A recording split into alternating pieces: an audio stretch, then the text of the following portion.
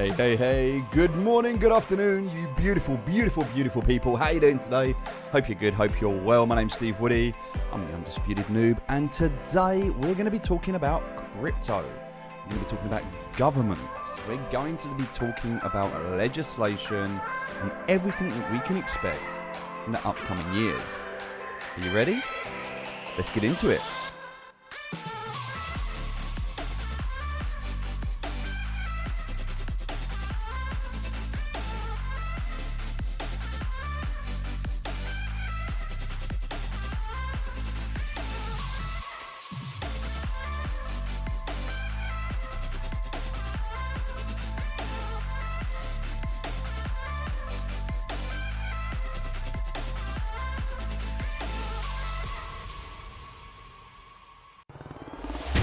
Gentlemen, how you doing today? Hope you're good, hope you're well, hope you are enjoying the middle of the week run. It is Wednesday today. It is Wednesday. So I'm just going to very, very quickly load up Restream because I know we've been talking about this a few times now. There's been some challenges with OBS and Restream and everything that we've got running, and I want to make sure that I get this fixed. It's kind of been on my to-do list, but there's a reason that we haven't done it yet, and I'm about to explain why. We have been crazy busy. Crazy busy. In a good way. In a good way. Like it's been good. Let me show you what we've been doing. So that's not the right channel or the right chat. Neither's that. Bear with me a second. Let me let me do something with that. Hold on. So this main screen. Okay, this is it. I'm hoping that when I do it this time, I'm hoping that this is now done and I don't have to do this again. So if I turn this on, right, hold tight. Hold tight. See this here. I get it. I see what I've done wrong now. Ladies and gentlemen, I see the error in my ways. I see the mistakes that I've been making. Okay, let me just fix this ever so quickly. This is going to be really quick, but really important to do. So, what I've got here is an interview screen. And for some reason, the interview screen always seems to launch first. Like, I don't know why. Just whenever I do an interview, it's like that screen always seems to come up. So, what I need to do is just move that to like there. All right, there we go. Look, that's better. I'm not saying it's right. And then let's just move this to here. There's nothing like a bit of DIY first thing on a stream, right? Like chat. How you doing, by the way? How is everyone doing today? We got some crazy news to share with you. All right, so this is good. So now I've got my interview and my main screen. That's all I wanted to do. That's it. I'm good. Fitzy, good morning, brother. I hope you're good. I hope you're well. Hey, everybody. I hope you're good. Dine, hello. Neil, hey, Bern. How you doing? Tofa, Aaron. Papa Vince, good to see you all. Hope you're good. Hope you're well. Right, let's get started. So, one thing I've got to start doing in the mornings is when I say good morning to the dogs, I go downstairs and they have this mad 5-minute, absolute crazy 5 minutes where they just lose their marbles. They just go mad. And what normally happens is I walk away from that, sometimes crawl away from that, and I just carry on my day. And what I never do is clean my glasses. And the reason that's important is because I have dog slobber all over my glasses. And I can't see a thing. And all day, I'm just thinking my vision's getting bad. Actually, it's just I need to clean my damn glasses. So, okay, we're good. The screen's set up. The stream's all good. We're all good. Let's pop over here and say hi. Hello. Hi. So, what have we been up to? What's the important news that I want to share with you today? Well, firstly, we have secured our first angel investor, as you may well know because we've spoken about this in the past. But the reason why this is important today is because today we start. Today, the angel investor makes their first deposit and we onboard 50 new scholars. That starts today. That's incredible news, right? That in itself, I think we need in the chat... let's get a hashtag hell yeah. Hell yeah. Because we've got another 50 scholars. Just like that, we have doubled our scholarship. Just like that. See, I told you, chat, I told you a while back, give us some time, be patient, trust us. Let us do our thing to start with, and we will look after you. And what we needed to do is we needed to build the systems, we needed to build the processes, and we needed to make sure that everything worked. We had to educate ourselves in terms of our knowledge and our experience. We had to know the processes. We had to trust that the security was okay, that we would be protected and looked after, and that the systems were automated so that when we did scale, we didn't have any support issues or admin issues. So the first 50 scholars that we brought on board was really a case of just allowing us to stress and test those systems. Sent 50 stars. Good job as always. Anton, thank you very much for the 50 stars. Thank you for helping my fellow Filipinos. Best of luck. Thank you very much. I appreciate that. And this is the beautiful thing, Anton, is that we make our own luck here, and I love that. Is that we're building this because we know that this is needed in the world. And look, there are people that don't want us to do this, and it's so interesting because we're going to be talking about this today. I'm so excited to talk about our guest on the show today because we share a similar philosophy. And he's a very, very intelligent man. And he's done a lot of research. One of the things we always say in crypto is do your own research. We've done a lot of the research for you. So that's what we're doing here. So the reason that I'm excited about that today is because I've been having a challenge the last few days. So I was speaking to one of our lawyers this morning. We've got 2 lawyers, and I was speaking to our accountant this morning. Because we are navigating something that is not only has it never been done before, not only is it difficult to navigate, but on top of that, there are people that do not want us to succeed. There are people out there that want us to fail because if we succeed, we change the world. And there are some people that don't like change. There are institutions, there are governments, there are entities, there are corporations, there are people out there that do not want us to change because they are comfortable with the way the world is because they're in a good place. All right. And that's great for them, but it's not very good for us. For you who are struggling, for you who are surviving by, whatever means necessary, you deserve an opportunity to be able to get yourself out of that financial and economic crisis. Now, I'm not saying everyone's going to take that opportunity, but what I do want to see is everybody have that opportunity. There's a big difference between giving an opportunity and taking an opportunity. And you could have something in front of you, doesn't mean you're going to take it. There are a lot of people that have got crypto in front of them, but they don't invest. So you have to understand that what we're trying to build here, we're not trying to change lives. That's really not what we're doing. And I need to explain why. My goal is not to change lives. My goal is to enable you to change your own life. Okay, I'm not the life changer here, you are.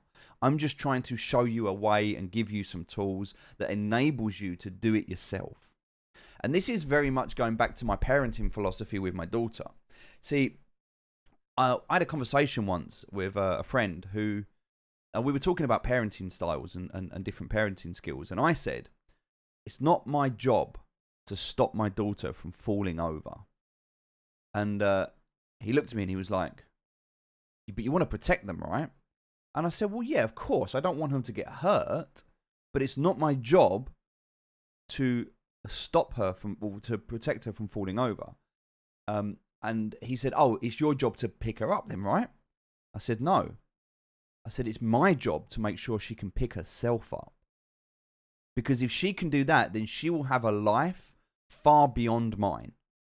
You see, if somebody relies on you, if somebody learns to be reliant on you and they need you, and then you're no longer there, you get to a point where they become so dependent that they can't live on their own.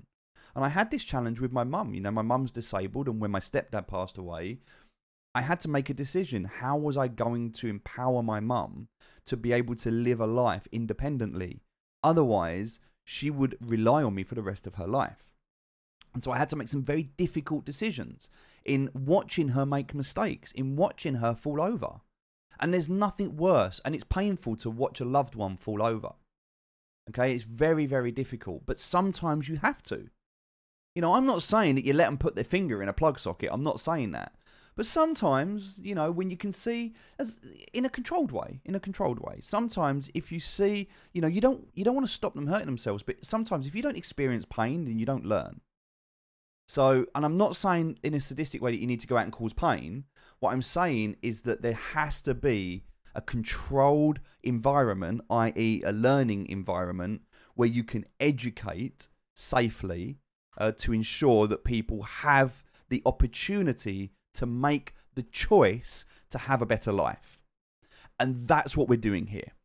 I am trying to create a safe environment, as safe as possible, where you can learn and you can share and you can make mistakes and you can grow.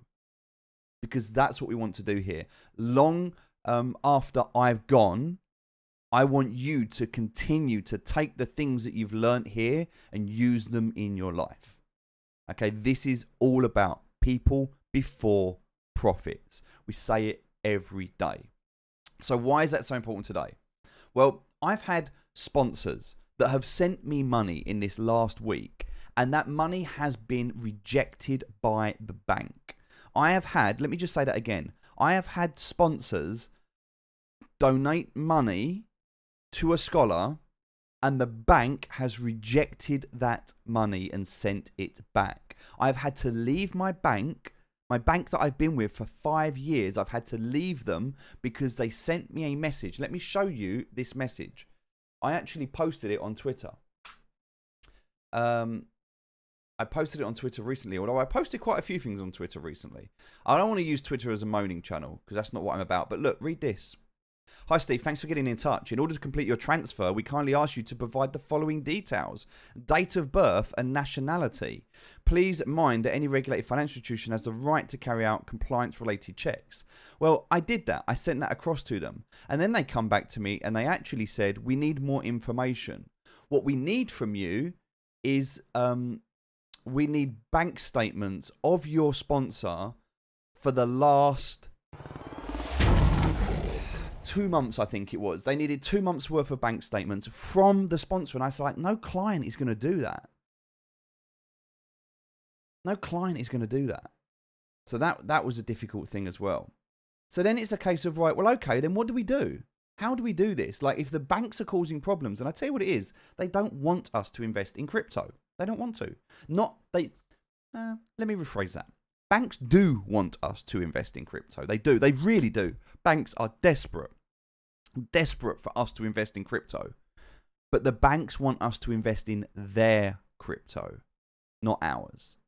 They don't want you on a DeFi market. They don't want you unregulated. They don't want you earning gains and changing your life. Because here's the thing.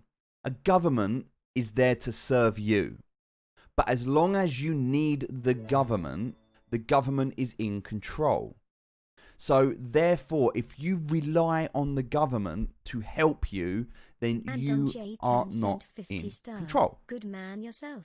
Thank you for your hard work, Steve. Anton, thank you very much, man. I appreciate you. Thank you very much. So this is it. Banks don't want you to fend for yourself. They want you to be reliant on them.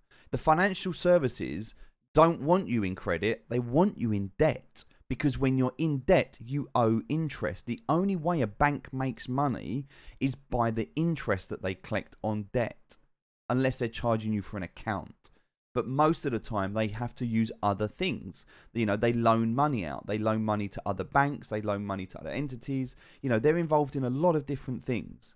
And banks do with your money what they want. They take your money and they spend your money. And they promise to give it back. But at the end of the day, if you want your money and the bank hasn't got it, it's like, forget the bank for a minute. Let's just say you've got a friend and you lend your friend some money. And that friend then spends that money. And you say to your friend, I need my money back. And they're like, oh, but I've spent it. I don't have it. That's what it's like, but on a greater scale. Just imagine that bigger. So now what the banks are scared about is that everyone's taking their money out of the banking system because they know that it's not working.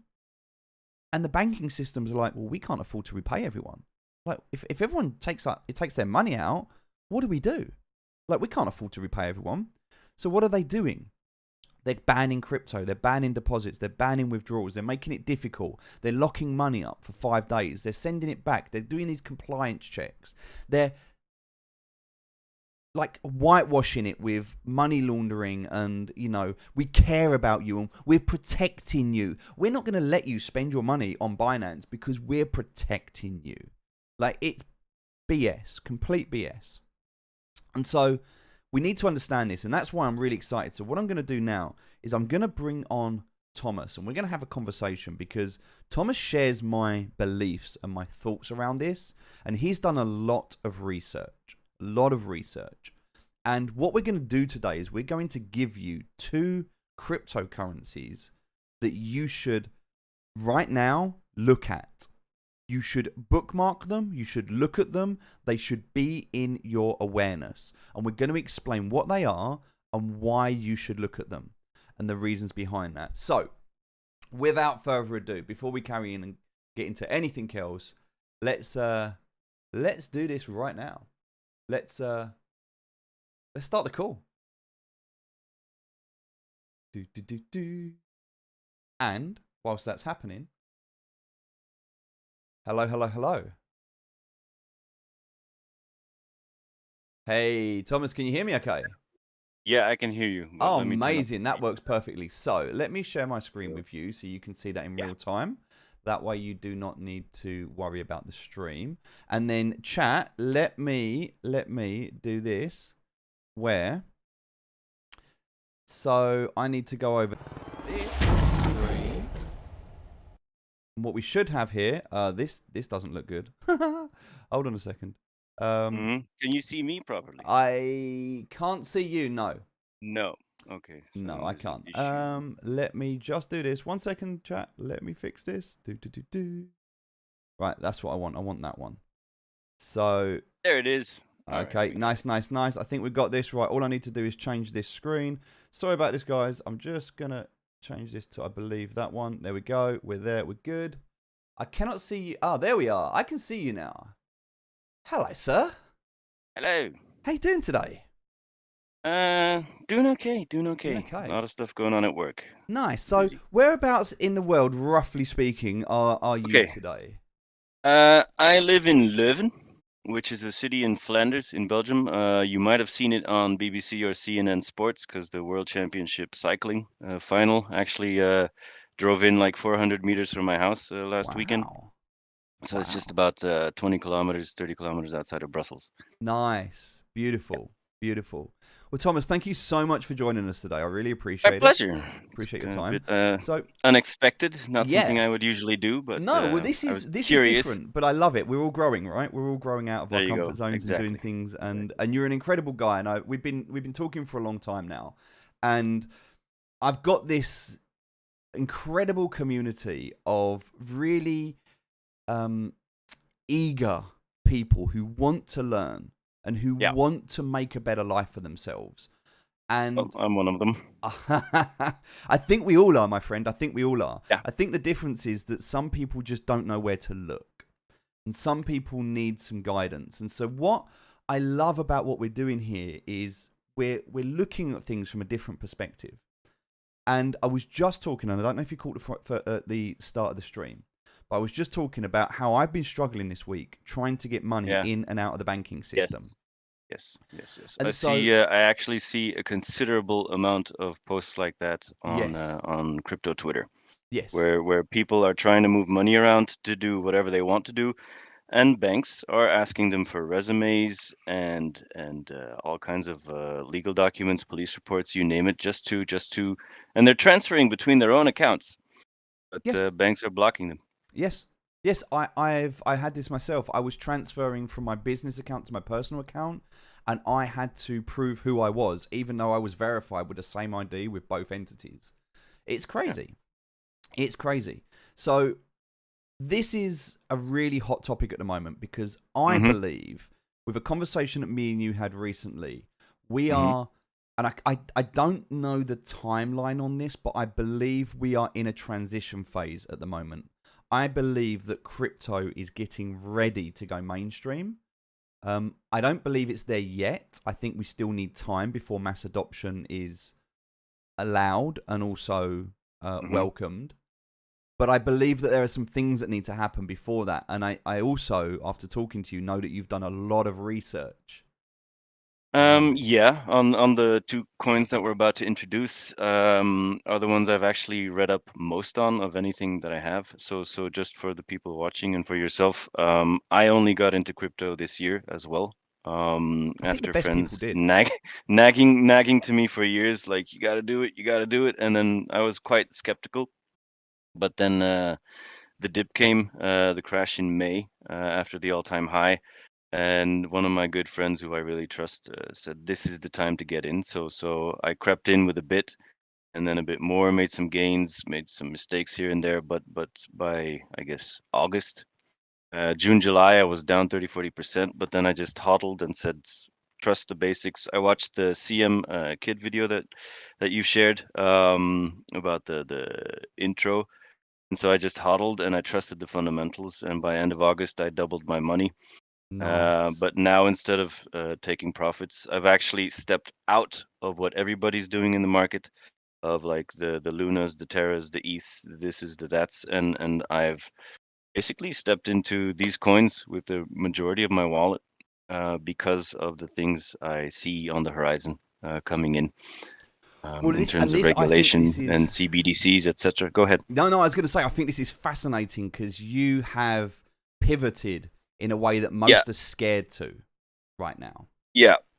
Um, I would say a lot of people are pivoting, but not with like Most 80% of their people are portfolio pivoting the to way that like I the have. yeah, they're going into It's just, DeFi and NFTs. Like they're seeing like 10,000% gains, and they're like, I want yeah, that.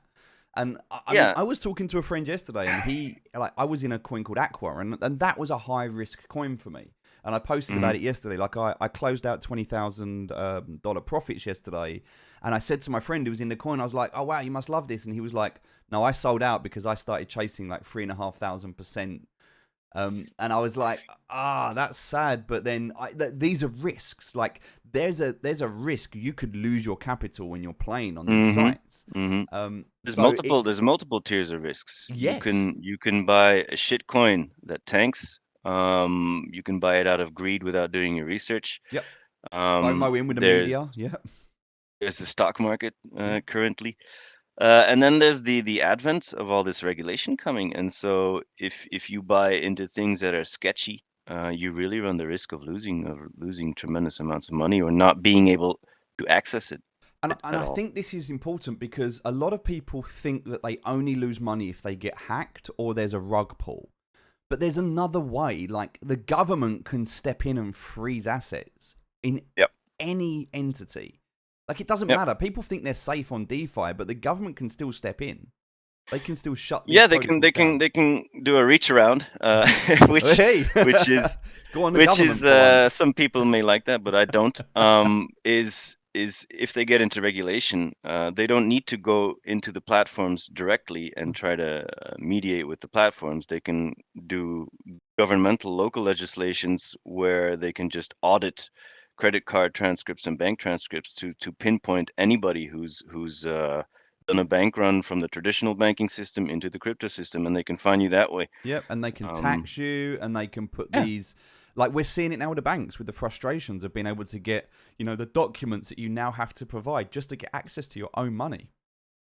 It's yeah. So ridiculous. how hard do you think it will be for them to find you if you think you've hidden quote unquote your money in crypto? Yeah. Oh no, they'll Not, the governance and it's a double-edged sword because we need it as much as like there are people like, oh no, like crypto is yep, all about decentralization, and I agree to a point, yep. but there does So do have I. to be regulation. Like we need it to a Come back to degree. your question about where we're headed, and especially the question what's going to be required for crypto to go mainstream.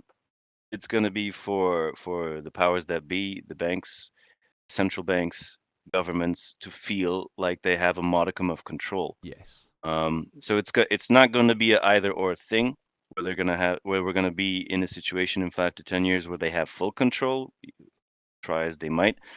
Um, but we're going to end up in a hybrid situation. Yeah, I think where the DeFi systems you see emerging now, some of them are going to remain In what degree it's going to go all dark webby or have to remains to be seen. How far they want to go with the regulation and control. But another system will emerge of decentralized crypto from the ECB, the pound, and And so the institutions and big ECB, just money for will those need that to aren't have the aware, guarantees that it's safe and reliable. sorry, Thomas, the Um, ECB, just for people that aren't aware. mhm. The European Central Bank. Yeah. So Yeah. there's something which I've seen a lot of people talking about, and that is that it's us versus them. In the fact that it's like it's people versus the bank or people versus the government. What we need to remember, and this is the main thing that you need to understand, is that a government is only a limited company. That's it. A government is just a collection of limited companies. So are the banks. They're companies. And they have rules and regulations that they have to follow. Now, it's difficult when they make the rules and regulations because you end up playing on... It's like going on Facebook, getting your account banned, and then complaining to Facebook that your account's been banned. It's like, well, it's Facebook. Like, it's their platform. They can do what they want with it. You're choosing to use it. You can go somewhere else. The problem we have in the world with the governments and the banks is at the moment there's never been anywhere else to go. This is the first time where we've had an option. And yeah, I think you're absolutely right in what you're saying, is that they need to feel like they have control of that option. So it's about giving somebody enough rope to hang themselves, but still controlling that rope. Yeah. So yeah. So let's have a look at this then, because I talked about OneCoin the other day. I mentioned it briefly, only the name of it. And for any of you that were listening on the stream, you know that we mentioned Quant. We haven't talked about it in any detail. I just mentioned the coin itself. But I think that it's probably going to be better to start with the other coin and your reasons behind why you feel this is a coin to watch moving forward. First question, can you see my screen? Let me just have a look. No, I cannot. It is unfortunately loading. Change windows. But it has not loaded. Entire screen. Let me stop sharing my screen and then maybe yours will come through. Come on, Discord. It says the stream you're viewing currently has reduced video or audio, maybe due to network conditions. So, chat, just while we're sorting this out, that's all right. Let's have a look in the comments. First of all, can we get a hashtag Thomas in the comments, please? Let's get some love. I think we I've got good it. to I go. can see it. There we go. I can see it. Let's get a hashtag Thomas in the comments, please. And listen, look, this is important. You need to listen to this chat today, because what we're about to share with you is not like, we're not saying this is going to happen. We're not saying that we don't promise or guarantee. This is not financial advice. There's none of that. Nope. But what we are saying is that based on the research that we have done, this is what we believe, with our opinion, to be the most likely way forward. Okay? Yep.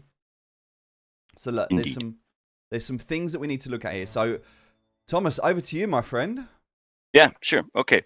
So instead of like diving into tech and coins, which if somebody would shill a coin, would be what you think would be the first thing to do. But I want to turn it on its head and start with people.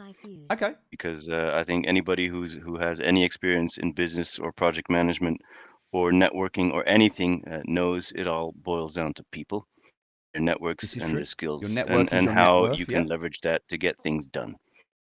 So first I want to show who this Gilbert Verdian is. So let's just start with a person, right? And see what he's done, and then we'll migrate into his network a bit. So let's just quickly look at this resume. I'll share the links afterward, and then you can publish them in your group, wherever in the Discord, however you want, so people can go and empirically verify this stuff. No, this is good. And also, chat, if you're watching this, take note, because if you're thinking, like, people say do your own research all the time, and then a lot of people are like, well, what does that mean? Some people just go and look at a website. Some people just like check with their friends. Like, people have different variants of what they consider to be research. what Thomas has done, and I can verify this because I've seen it, is he's gone deep in a process. And if you follow this process, you will have a solid structure for your own research in the future. So don't just take note about what's being said.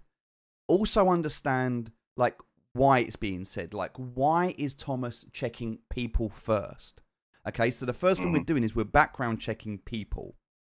So just kind of make a note of this. This is kind of good. In fact, Fitzy, maybe we can do this as well. Maybe we can make a note of these as we go through them, because I think this is a great way to build this, like this almost checklist of things to go through when you're doing your own research. Thomas, I apologize. Please, my friend, carry on. No, that's okay. Side note to this process is I bought into this DEX 8X Pro on Cardano half a year ago at like 17 cents on the dollar per coin, and it went up to $2, and I made like a sizable 20x on it. But then I was getting all bullish and considering buying more, but then I went and researched the team based out of Lithuania, and I'm not discrediting them at all. If you want to do your own research there and buy into it, they seem to be doing nicely since then. But I went through all the profiles on LinkedIn of all the teams behind it, and it just didn't give me the same confidence that I have about this. Yeah, it's a good way. It's a good way to, and again, you need to trust your own gut and your own intuition when you go through these things. But let's get to Gilbert Verdian. So here's a guy who started back I'm in just the going to share my 90s. screen. 1 second. Hold on. I've changed my screen because I want to make it bigger for people. There we go. Sure.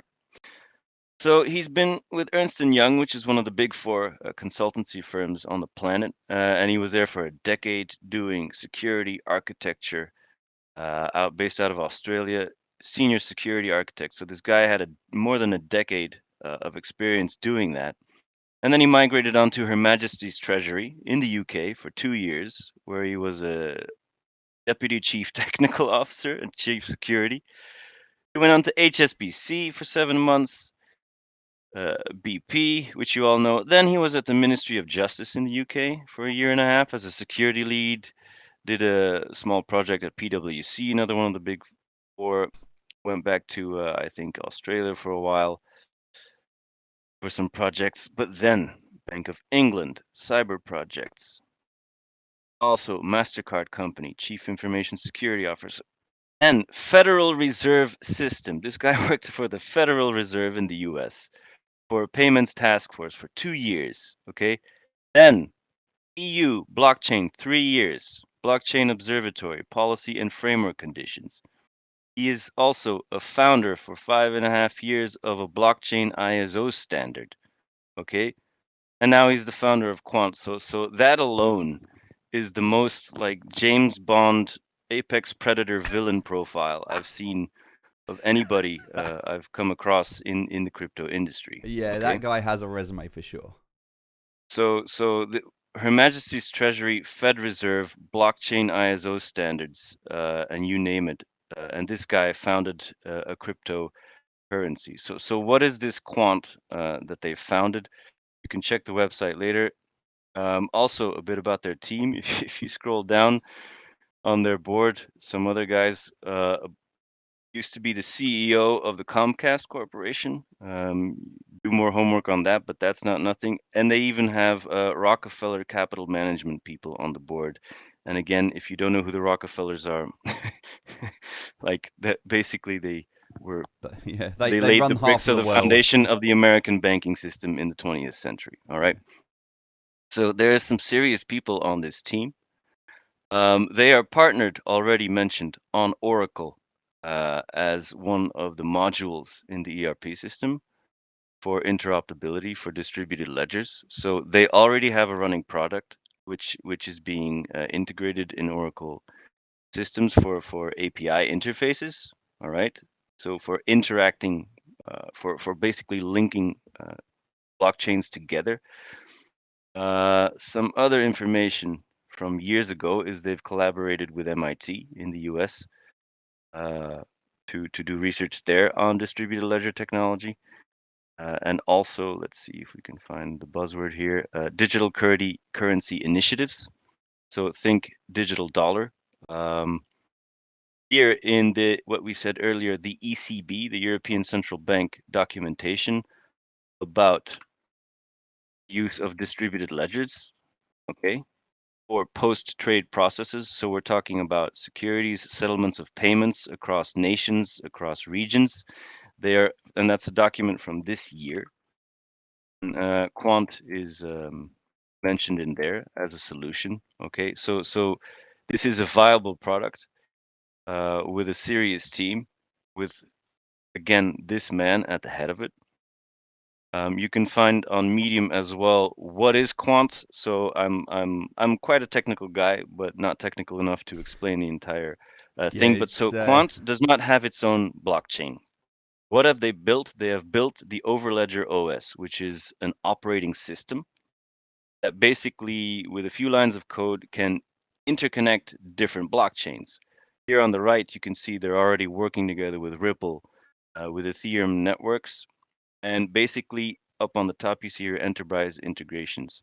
And on the left, you see other types of integrations. So what are they going to do here basically is you're going to have public blockchains running where businesses and institutions build something on, let's say, Solana, or they build something on Ethereum, or you have stuff going on in the Ripple blockchain. Um, Institutions can build applications that run on these blockchains. But then if they want to exchange and interact with something on another blockchain, this operating system will basically be able to enable them to build something end to end, which integrates seamlessly. That's what this is built for. And one more thing to add to that is in the future, when banks and central banks go onto blockchains, they're probably not really going to want to use the public ones or the Solana ones or the Ethereum ones. They might want to build their own private blockchains, but then these private blockchains, specifically for banks, will be able to interact and interlink using this quant. So that's basically what it is just one major switchboard. If you want to think about it as in an easy metaphor, is Airbnb does not have properties or hotels, but they still people offer their rooms on Airbnb. Same thing with Uber and cars. So Quant doesn't have their own blockchain, but they're going to link everybody's together and have the biggest blockchain. And so if you buy tokens in Quant, then you are basically owning a bit of that infrastructure.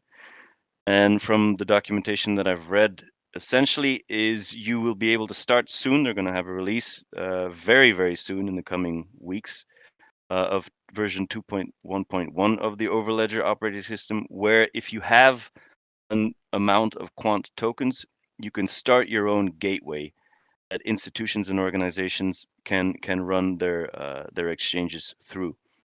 And the institutions will be charged for using the software and the gateways in dollars by quant. And no matter what the fluctuating currency is exchange of how many dollars per quant you need, they will just need that many amount of tokens to run the software and exchange that way. And so whether you have 10, 100, or 10,000, then you can stake them in these gateways, and that's how you can earn more quant and money on this platform. So that's the CEO, that's the team, that's the partners that they have, and that's the model that they're building. Any questions or thoughts before we move on from there? Well, look, I mean, I don't think I can even articulate in words how important this is. And Anton, thank you for the stars, by the way. I appreciate you, and you're absolutely right. He says Quant's a hidden gem. It's good to know you're on it. Yep. Low market cap and real life use. I mean, Yep. And this what is. you see also, sorry, go ahead. Go Yeah, ahead. no, please carry on, go on. What I see on crypto Twitter a lot is you see these maxis, whether it's Ethereum maxis or Ripple maxis or whatever. Like I see them or Solana maxis, like, and all this talk about ETH killers, this and that. That's not how the world works, and that's not how things end up. And also, like, DeFi, 100%, screw the banks and governments, or no, everything has to be regulated by CBDC. Nature doesn't work that way, and people don't work that way. In the future, we'll just have a whole bunch of centralized and decentralized blockchains with a whole bunch of apps and NFT environments and gaming environments and metaverses. and we'll have to come up with a way to interlink them. And that's where solutions like this come into play. So it's never an either or thing. It's going to be an end, and knowing that that's how things go end, that's how things always end up. Then you need solutions like this in place. So this is the thing that interests me about this, is that you mentioned something, and we touched on this before when we had a conversation, is that one of their models relies upon them claiming funds through charges on their network use. And Yeah. their network use, like, can you give me an example of how you see the government using a system like this? Right, perfect. That's moves us on. Oh, look at the segue. That wasn't even intended, but there No. we go. so okay, let's refresh the page to get the wonky icon out of the way. No, so it's misdisplaying. Yeah, it Anyhow, seems a bit there's weird. this I had the same website, problems Digital when I Pound went in. Foundation. We'll share the link. Incorporated 3 months ago, ladies and gentlemen. And it's a nonprofit organization. Basically, let's just call it what it is: lobbying different stakeholders, government bodies, banks, institutions, etc., to migrate towards a digital pound. Now, let's go look. You can find this all on government websites. Let's go look at the team behind the Digital Pound Foundation. So, first and foremost, we have 4 names here. First one is the CEO of Quant. Okay, so straight off So the the bat, CEO of Quant is also one of the founders of the Digital Pound Foundation. yeah, just coincidentally. Okay. Um, let's also see who else is on this team. So let's see who is Susan Friedman. So Susan Friedman is a PhD in law from Georgetown University, and a bachelor's degree in public policy from Duke University, which are Ivy League schools in the U.S. So this is not Yeah, a this simple is not lady. just your average And so let's graduate. see one of the. She worked for the U.S. Department of the Treasury for 6 years. All right, and now she is the head of public policy for Ripple. So she is also one of the founding members of the Digital Pound Foundation. All right. And then finally, let's see who this Jeremy Wilson is, because like let's face it, Verdian, he's from 78, she's from 78, so these people are like our generation. But then there's one old wonk in here from 1949. Let's see 1949. what this man has done. Why is he one of the 4 horsemen of the Digital Pound Foundation? So Durham Not the University, director apocalypse. at Barclays. What? Bloomsbury Publishing, if you know who they are, they did the Harry Potter books and a whole bunch of other books. Let's see what else he's done. The City UK, Barclays Bank of Egypt, World Economic Forum, 4.5 years. The WEF. Yeah, there you go. So we are talking oligarchy, we are talking major institutions, we're talking the billionaire, trillionaire, offshore tax money club. Vice chairman at Barclays, UK Government Engagement Advisory Group. For 6 I mean, it years. just goes on and on and on. Director of a private wealth. So I think it's And fair he's to say at these a are think tank. government advisors and people that are well connected at the top of the food chain. I think Exactly. that is, that's fair to say that this is definitely, these are people who they know things that we don't. And just think of the networks, the experience, the leverage that these people have. And just take this as a very simple like project management thing. I don't know if people on in the audience have ever worked in project management, but just think about projects you've had in your life that failed and succeeded, and why, and who was pulling their weight on the team and who wasn't, and why, what skills they had, what network they had, etc. What were they bringing to the table, right? And so just look at this Digital Pound Foundation as something that was founded 3 months ago as a project. It's just a project, and see who's on this team and what experience they have, where they're coming from: Quant, Ripple, banks, World Economic Forum, U.S. Department of Treasury, Federal Reserve, and then ask yourself, do you see anywhere else? And think also about the solution of Quant, of interoperability of different blockchains, and ask yourself, do you I challenge you to look anywhere else in the crypto landscape to find something similar that's offering a similar solution with the same network, with the same experience, and the same leverage. Good luck. Yeah. Yeah, and I think that's important, is that it's not about just one thing. I mean, these people are setting the landscape and the foundation for Mm, everything moving forward. This is not just one hopium coin or one shit coin that you just you have a wing and a prayer on. This is going to be the underlying technology, governance, foundation, legislation, everything that is going to be what we know in the future when we move forward. That's what these yeah. people are building right now. Also, turn the question on its head. When we're both from the Tony Robbins community, ask better questions. So turn it around on its head and ask a smarter question here is assume governments want a central digital currency, which I think is a safe thing to assume because it gives them more control about things. So assume they want one in the UK and in the European Union and in the US. Okay. Who at that level, who are these people? Let's say the governments are the asking party here saying, we want to have one. Who do we go and ask? They will go and ask people on the World Economic Forum who are on the Council of Blockchain, Yep. who used to work in the Federal Reserve, who are the People they people who trust. developed the ISO standards. So turn it around and ask, suppose these governments want these things, who would they turn to ask? And it's these people. But these people are already building organizations saying, we're going to offer it to you. Yep. So supply and demand here for the utility is already implied And in these groups. here's the funny thing is they won't even go directly into something like quant. They'll end up going via something like the digital pound forum or foundation, and that Yep. is where they'll be introduced to something like quant because the CEO is also one of the board members. There you go. It's like, So we just so happen to have this thing lying yeah. around Oh look. here. Oh, by the way, we've just built this whole thing that's perfect for everything. Like these are smart people. These are smart Yeah, people. here's a project team at Oracle that can help you integrate. And Here's already a solution for your banks. so this is what like Yeah. Rand talks about on Crypto Banter quite a lot, which I quite like in the sense of he says follow the smart money. You don't have to reinvent the wheel here. You don't need to find something new. You just need to find something that the top people in the world are involved in and follow them. Like Mhm. you don't need to know what next poo coin Elon Musk is going to tweet about to make money.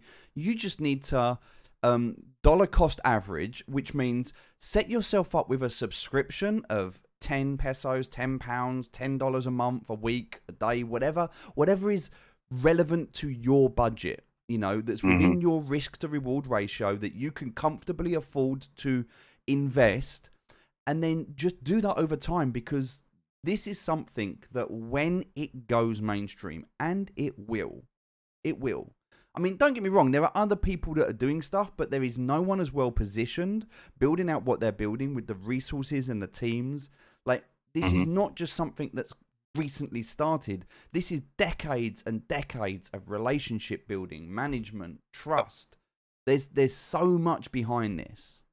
So just get into a position where you can set up, if you've got a subscription to Spotify, that's great. But what does it give you apart from music? Netflix, what does it give you? All of these things that you buy subscriptions for, why do you not have a subscription for your future?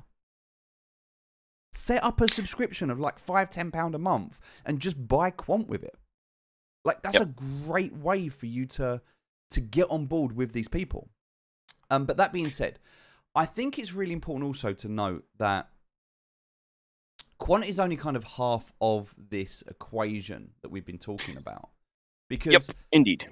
I feel like, and this is the challenge at the moment, is a lot of people are looking at the news and the media and the hype, and a lot of people are saying about that they kind of want us to get away from the banks, but at the same time, the reality is we need the governance, we need the institutions, we need the legislation, because we can't get mass adoption in the public mainstream without them. We just need to make sure that it is a fair trade. and that we don't give up everything to them. And at the same time, they need to know that they're getting something out of this, because at the end of the day, it's all about controlling money. They want to have. They don't like the fact that DeFi is making so much money for people and they're not taking a cut. And they also don't like the fact that you are able to do things without them being aware of it. And that just brings me just to a quick point on Siam. Siam Kid talked about this really well. He said, if I was a shepherd and I wanted to slaughter all of the animals in my field, I wouldn't go out into the field with a shotgun because I'd alarm the other animals.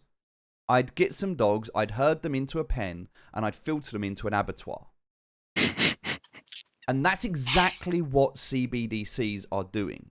You see, what's happening is over time, we're going to start to see things like we're going to start to see a war on money. Physical money, there will be a war. It will probably be, and this is, again, just my opinion, it'll probably be something like money's dirty, money causes COVID, money kills your loved ones. It will be like, don't have money, money's bad. Instead, you should have this digital money. And we're already using it. So, look at contactless. It just crept in. One day, you got a bank card and it had a contactless symbol. And now everyone uses contactless.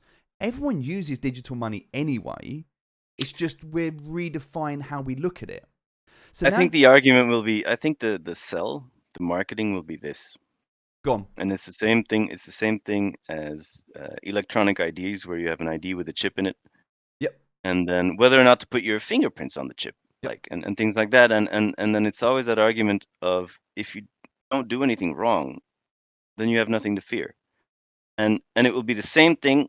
They'll use that same argument. If you don't do anything wrong, you have nothing to fear. And they will say that if we introduce CBDCs, we can track money. And then all the people in society who do tax evasions, and it's the big corporations, won't be able to evade taxes anymore. And then it will be a fair system. And if you, good citizen, don't do anything wrong, then you have nothing to fear in this system. And that's it. It will enable us to go after the bad guys. And if you're not one of them, you have nothing to fear. Well, this is it.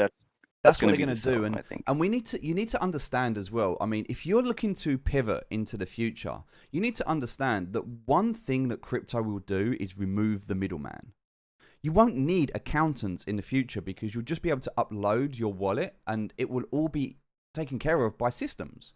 There will be and there already is software. There's software out there right now. You can do your tax returns via crypto. You just upload your wallet, or you connect your exchange via an API. And they can track every single transaction on the blockchain, and they can work out what you owe. Now, what's going to happen as well is that we'll see a war on crypto. Bitcoin's bad. Bitcoin's used by criminals. Bitcoin's used by the dark web. You don't want Bitcoin. You don't want Ethereum. You don't want any of these cryptos. You don't want DeFi. You can't trust DeFi. DeFi is bad. What you really need is a CBDC. Open up an account, one of our CBDC accounts, and we'll give you £10 worth of our Bitcoin, or ePound, or whatever it's going to be called. So, there will be many more variations of FUD and narratives that are pushed into the media. But over time, what we're going to see is this transition where the governments try to get you onto their coin as a standard. Their CBDCs will become the stable coins of the future. And whether that is through something like Terra Luna with UST or USDT, which is already under scrutiny, whether it's pegged or whether it's, backed by, it remains to be seen what the future of that is. But I can pretty much assure you that the CBDCs are going to play a major role in this. They're already rolling them out. And so, question, Steve, how much time do we have? As left? much as you need at the moment. I've got another hour, but whatever you're good for. Yep. I suggest we go through the LCX coin. Yes. So let's do that now. Give the details, and then we can see how far we continue to progress. I think because I think this is important, chat. You need to understand this, right? This is going to happen regardless. It's going to happen. What's the next thing on the list here is I picked this thread from Twitter because I stored it and I thought it was the best thread on LCX. So number one, within the Quant Overledger ecosystem, Quant, the organization, has elected a partner for all of their CBDC settlements. So to come back functionally to what that means is, let's say the Fed has their CBDC, the digital dollar. Let's say our friend Gilbert from Quant succeeds with his little project group to build the digital pound, and the ECB comes up with their own. Let's say, you have intergovernmental settlements and payments on debts, on customs, on duties, on taxes, and you have all these digital coins that need to flow from one direction to the other, and they're not necessarily running on public blockchains like Solana or Ethereum, where anybody can just get in. They have their own blockchains, but they want to interlink them. Quant will be at the middle of that, but then let's say they want to settle with CBDCs. Then LCX has been elected to be the CBDC settlement partner for Quant. So what is LCX? It's a European regulated and compliant platform based in Liechtenstein, which is between Germany and Austria and Switzerland.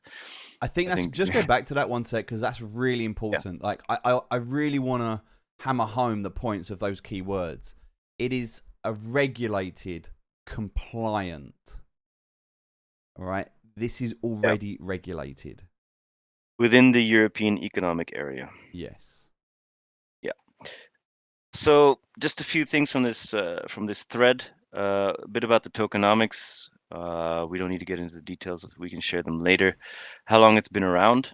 One thing is, if you go to the website of the World Economic Forum, LCX is mentioned there. So they have already partnered up, and they're already recognized, and they've been given the seal of approval by the World Economic Forum. How many exchanges do you know that have that? Well, it's not Binance, that's for sure. Exactly. They have know your customer, all that stuff.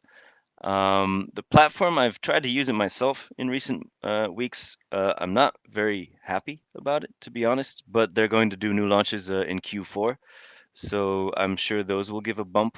They But have then a what serious government marketing plan for the remainder of the year to get more users onto the exchange.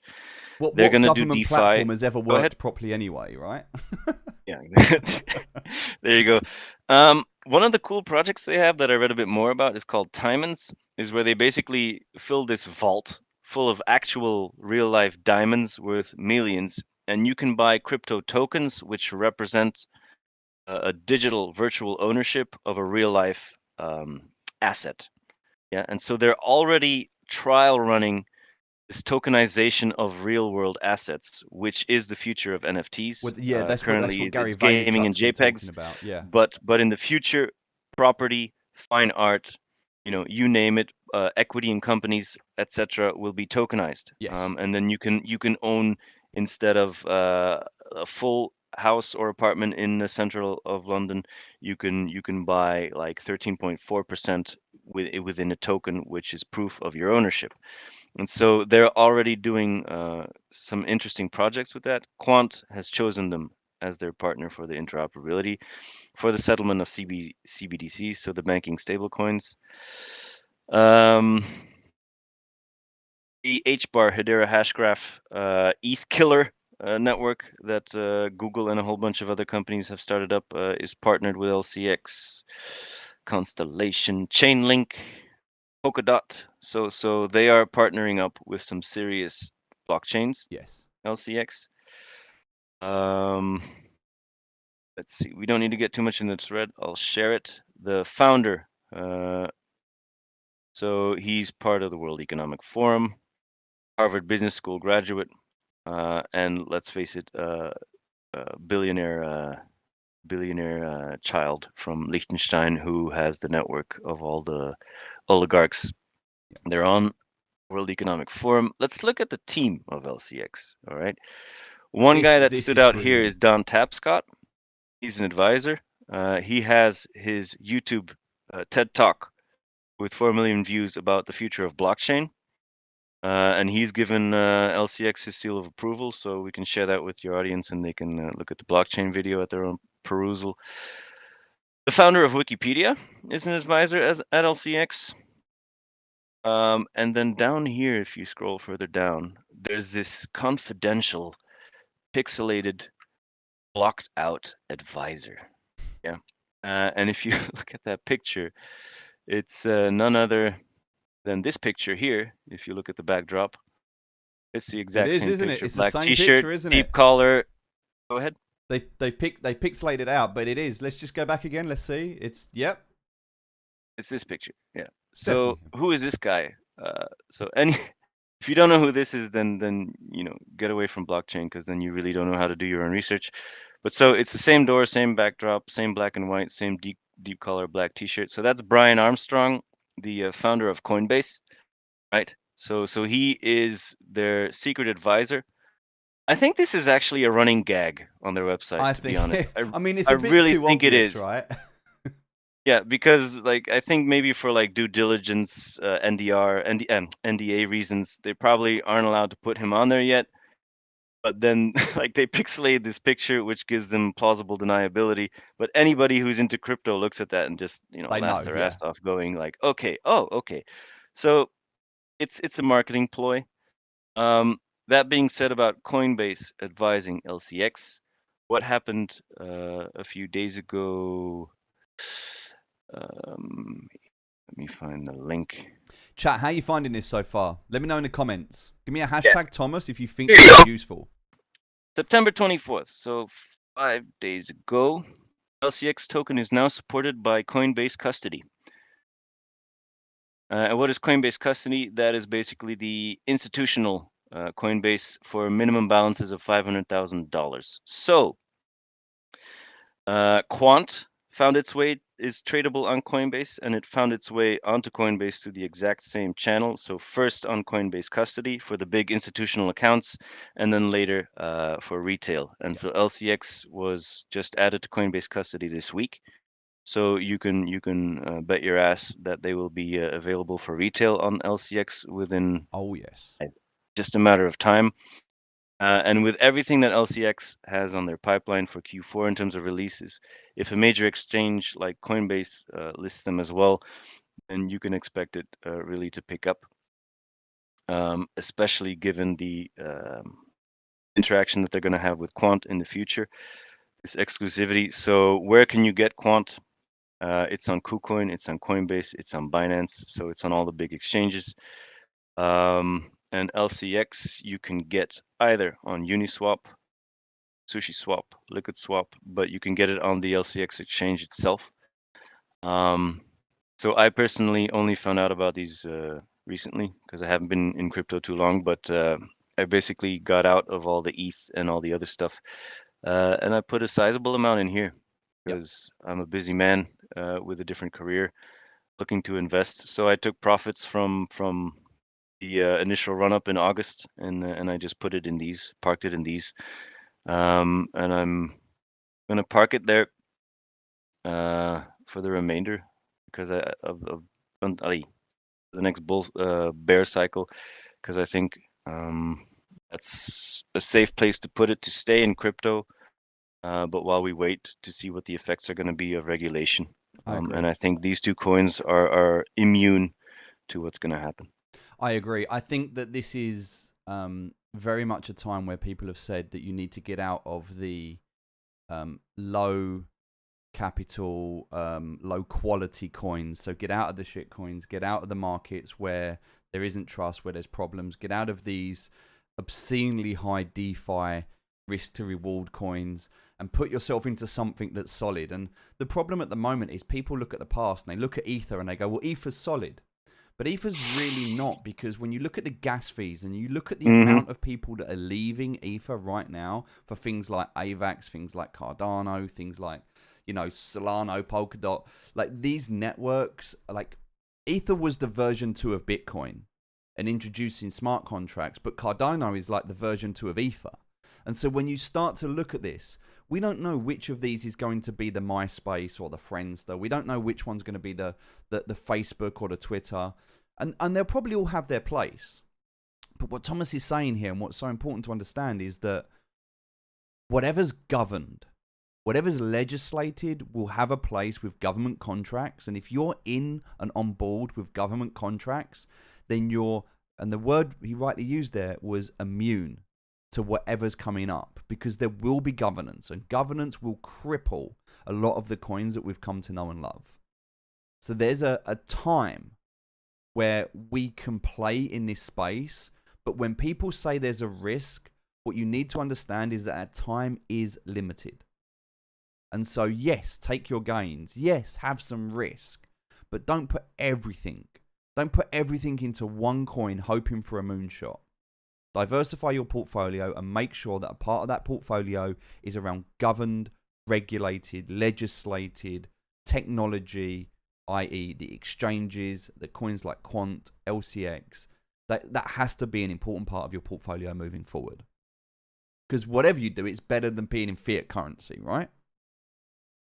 Thomas, right? What made you go down this route? Like, what made you that must have been a moment when you were like, right, I'm pulling the trigger. I'm out of Ether and all of the traditional coins. What was it for you? First decision was leverage. So Bitcoin and Ethereum are already quite expensive. And sure, in this run, they stand to increase. But as you said, gas fees and Ethereum. If you hear what Cardano is going to be doing with NFTs and the fees they'll have, and Solana, I think Ethereum stands to lose a significant the majority of their market share there. So I think Ethereum now is going to maybe migrate more to the store of value function than being a way to exchange. So I thought Ethereum long term is not that interesting. Bitcoin I'd like to have, but I wanted to build up a bit more capital Yes. first. So I'm looking for a bit more leverage than that. But I didn't want to, as many people do, want to buy something with tremendous leverage, but also with the tremendous risk of not getting it. So, and it's an unpredictable market. So yeah, everybody's expecting Q4 this year to go who knows where, but the U.S. Stock market, U.S. dollar, what's going on in China, the There's a lot crackdown of that they FUD. have there, all that stuff is quite risky. So there could be crashes. And I just wanted to find something that I do see leverage in, where it can grow in the next few months. I do see potential for Quant to triple or do tenfold, go anywhere from to $1,000 to $3,000. It's possible. LCX, I see the same thing happening. I see it running up to $1. And those are the same odds of multiplication that people are giving to Bitcoin and Ethereum. So I figured the same or better odds. So I figured I could stand to increase my money the same or just as more. And I see these as much secure bets than a lot of the other stuff out there.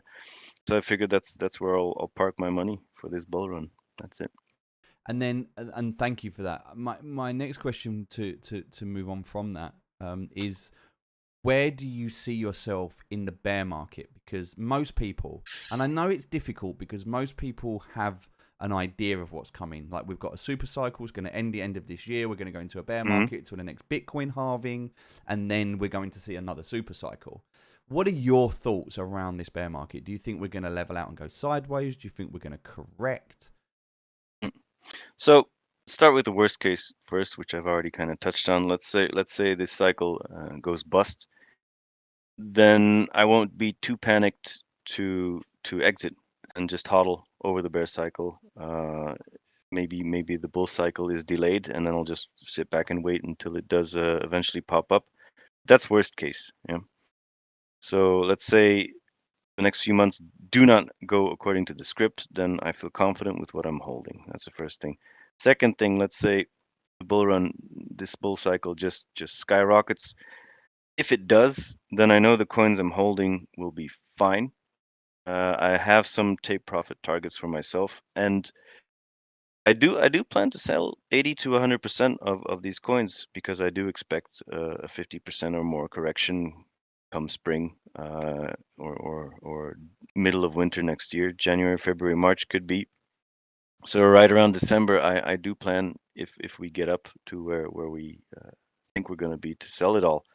But then once the bear cycle hits, I'm just going to buy back more of these coins. That's all I'm going to do and turn away because I'm not an obsessive day trader. I'm not somebody who's into NFTs because I don't see the point of the current function of NFTs. I'm not a collector of JPEGs. There's no utility there for me, no interest. Um, and it's just not interest for me to like. I really want to just do the invest and hodl Yeah. thing. And I think between now and 2025 and the next cycle, I do expect crashes to come in stock markets, major corrections, real estate out of China, um, more tapering, more money printing, all that stuff. I see governments coming up with excuses to roll out their CBDCs. They're already working on them, as we've shown right now. They're already planning. They just need to come up with a way to sell it. So as they, they don't know how to sell it in a constructive way, so they'll come up with a fabricated crisis, and then they'll roll them out. And so by that time, we'll be in this hybrid situation where we really have CBDCs and talk of them and cashless societies becoming more and more mainstream. DeFi and the whole gaming thing that you're involved in will keep running and fare well, I'm pretty sure. But by then, I think the coins that we've mentioned today will have gradually just kept increasing. All these organizations and institutions, Amazon, Oracle, central banks, JP Morgan is already doing it. They will keep just doing their UAT. I'm in software development, and that's just what they're going to be doing is building systems to support this future and doing trial runs and testing, and at some point they'll just go live with this stuff. Yep. And so the utility is already there, and the value will increase. And so I'm just going to sit back and watch it grow. Nice. And I think that's a That's it. very, very sensible thing to do. I mean, a similar situation, I think the only difference between me and you, and I 100% agree with your comment on NFTs. I think that we are in a very hyper-inflated bubble right now. But Yep. I also do see some NFTs with utility in the real world. And those are like Axie is a great example. But also going away from Axie and looking at things like D-Race, looking at Z.Run, taking things like horse racing and turning it into a place where you can breed horses for gambling, where you can look at something like Ancestry.com where you can track your family tree through NFTs and blockchains. Like, I think there's utility there. I think it's just been shadowed by the hype of the media because Sotheby's have sold, a picture of a pitch. Like, I saw a post yesterday, a museum commissioned an artist. And when they uncovered the commission, and I don't know if it was real or not, but I thought it was funny, it just said, we commissioned this piece and the artist stole £80,000 and run. And it was just text on a white background. And it was just like, and then someone put in the comments, imagine when they turn this into an NFT. And it's that meme style hype, Dogecoin, Shiba, like it's that fuels the trolls, which so many people love, that causes this to balloon. And then the problem is, by the time, like, if you hear about it in the media, you're too late. It's already done. Like, the people have already bought in at private or IDO or ICO or any point like that. And if you're hearing about things because everyone else is talking about them, that's the time to sell, not buy. So you need to understand that, like, no one's really talking about LCX at the moment. People are starting to talk about quant, but it's not really gone mainstream yet. Well, quant is LCX will go because Yeah. it's their purpose, their objective is to have an exchange where people will exchange cryptos. So yes, quants appointed them for CBDC exchanges, but they also just want to be a place where people exchange cryptos, where you can buy Bitcoin. Yep. So that's the type of platform that I kind of mentioned in the future, where you're going to have this hybrid thing between the existing crypto ecosystem with DeFi's and all kinds of projects out there, where it meets CBDC. Well, yeah, because This is an also, exchange that's been designated to be that type of place. Another thing we didn't mention about LCX is they plan to have a vault where you can store your crypto like a wallet, but with an insurance that if they get hacked yeah, they'll and pay somebody out. runs off, they will pay back Yeah, your no different to what we have with like the value of your ISAs and crypto. yeah, things like that. And this is why I find it so interesting with the narrative. Like if you look at Binance and you look at the payment processors that are dropping Binance, it used to be so easy to get money in and out of Binance. Now it's impossible.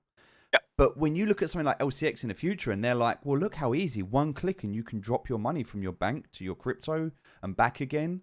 And all of a sudden, they don't need to know where you're taking your Bitcoin. You can put it in a DeFi wallet. They don't care because they know where you bought it. They know how much you bought, when you bought it. And when you sell it and you cash out, where are you going to go?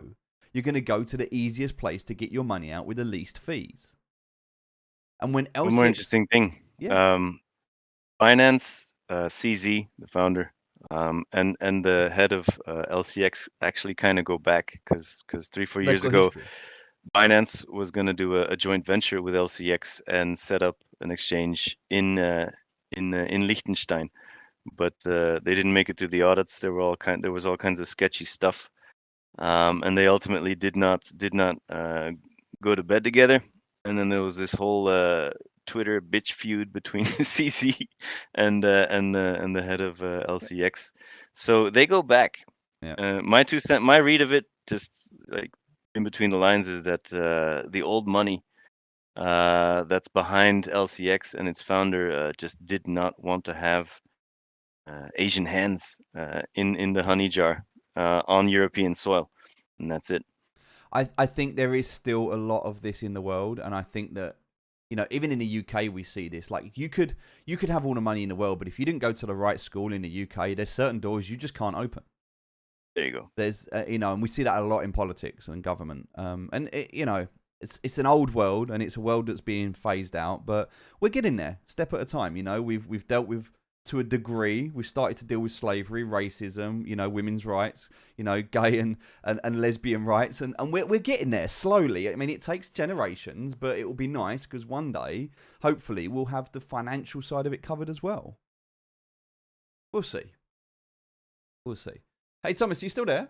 You are. Okay, you Yeah, froze for a sec. I'm No, it's checking okay. on You froze for a multiple sec, but you're screens. back. Mate, look, thank you so much for coming on today. I know you don't normally do this kind of thing, but I'm so grateful for you because you're not hyped up trying to sell anything. You have no agenda. You've got something that you're willing to share because it's what you're doing and you see the greater good in what you're doing, and I really respect and appreciate you for taking your time to share.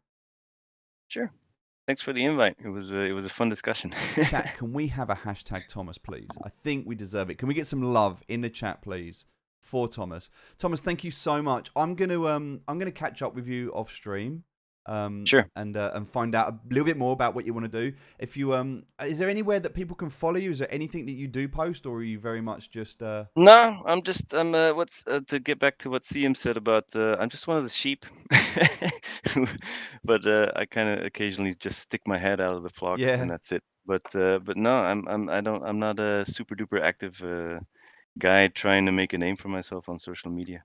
just a I'm great guy with some incredible just a knowledge guy who's with done his just own a guy with research. 3 kids who's lived in the US, in Belgium, in China, and who works in IT and supply chain.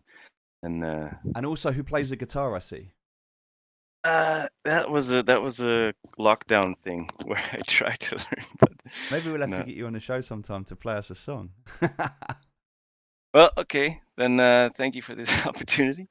All Thomas, right, I really I appreciate will it. dial out here and I'll keep watching the rest of the show. No Thank worries. you I'll for the catch you invite, soon. and we'll catch up soon. Cheers, buddy. Thank you. Thanks for your time. Bye-bye.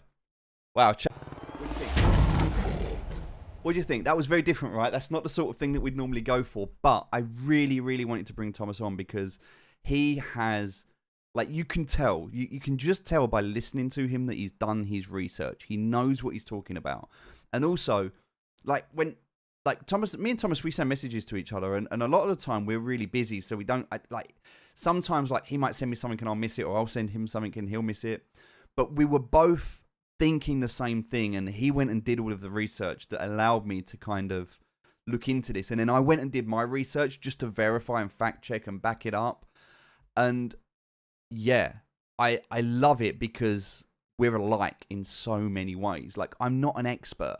Undisputed Noob is all about people that are not experts. Like, one of the things when I used to play Dota and people used to say to me, why do you call yourself Undisputed Noob? And I say, like, well, because I'm not an expert, you know, I make mistakes and I'm learning and I'm just like everybody else. And then I did a poll, and any of you that were around and remember back to me streaming Dota will remember when I did a poll and I said, why do you like Undisputed Noob? What is it that makes you want to watch it? And the majority, about 85% of the people that responded, and hundreds of people responded, but 85% of people that responded said, we like it because it's relatable. We like it because you're not someone that is unobtainable, that is doing something that we can watch but not take part in. You're just like us. Yeah, Honorable Shogun, you remember it, you were there. I was blown away by that because it made me realize that Undisputed Noob, you know, we empower the word noob, because the reality and the fun of this is we're not noobs. But we're also not trying to position ourselves as the best expert out there. Like, we are very, very much learning as we go, picking things up. We're making mistakes. We're recovering. We're on this journey together. And by doing it together, I very much believe that you can go further, faster together. Okay? You can go far on your own, but you will always go further, faster together. And so that is why people like Thomas are great people to know. Great people to know. People like Siam are great people to know. People like Andrew that we've had on the show, great people to know, because they all like, we're all the same. We're not the corporate entities. We're not the old money. We're not the institutions. You know, we're the people that are just trying to look after ourselves and that have struggled enough to understand how important it is to look after each other. And so that's definitely something that I want to consider moving forward. Are there any questions, guys, before we wrap up today? We're going to just head over and have a quick look at the scholars and see how they're doing. And we'll have a quick check-in with the markets just before we wrap up. We've got about 30 minutes left. Fitzy's saying, is it worth holding Ether and Bitcoin, or should I convert to alts? From Sneaky. Sneaky, great question, my friend. So here's the thing, right? I don't own any. I own a little bit of Bitcoin. I don't want to say I don't own any. I own a little bit of Bitcoin, but not a lot. Bitcoin equates for about 4% of my portfolio. And the reason for that is because Bitcoin grows slower than altcoins right now. And for me, I do not have enough capital right now to consider myself investing. Like, I want to invest, but like Thomas said, right now what we're looking to do is maximize our capital. So how do we do that? Well, we put it into coins that we trust, that we think are going to do well. And when we think we get towards the top of the cycle, we sell everything. And when the market crashes, we buy back in and we get more coins. So I'm doing a lot of that right now on DeFi. Again, I don't know if DeFi, I don't think, like, the version of DeFi we have right now, I do not believe is a version of DeFi we'll have in the future. I think it will get regulated. I think a lot of the APRs will disappear. I think a lot of the ROI is going to disappear.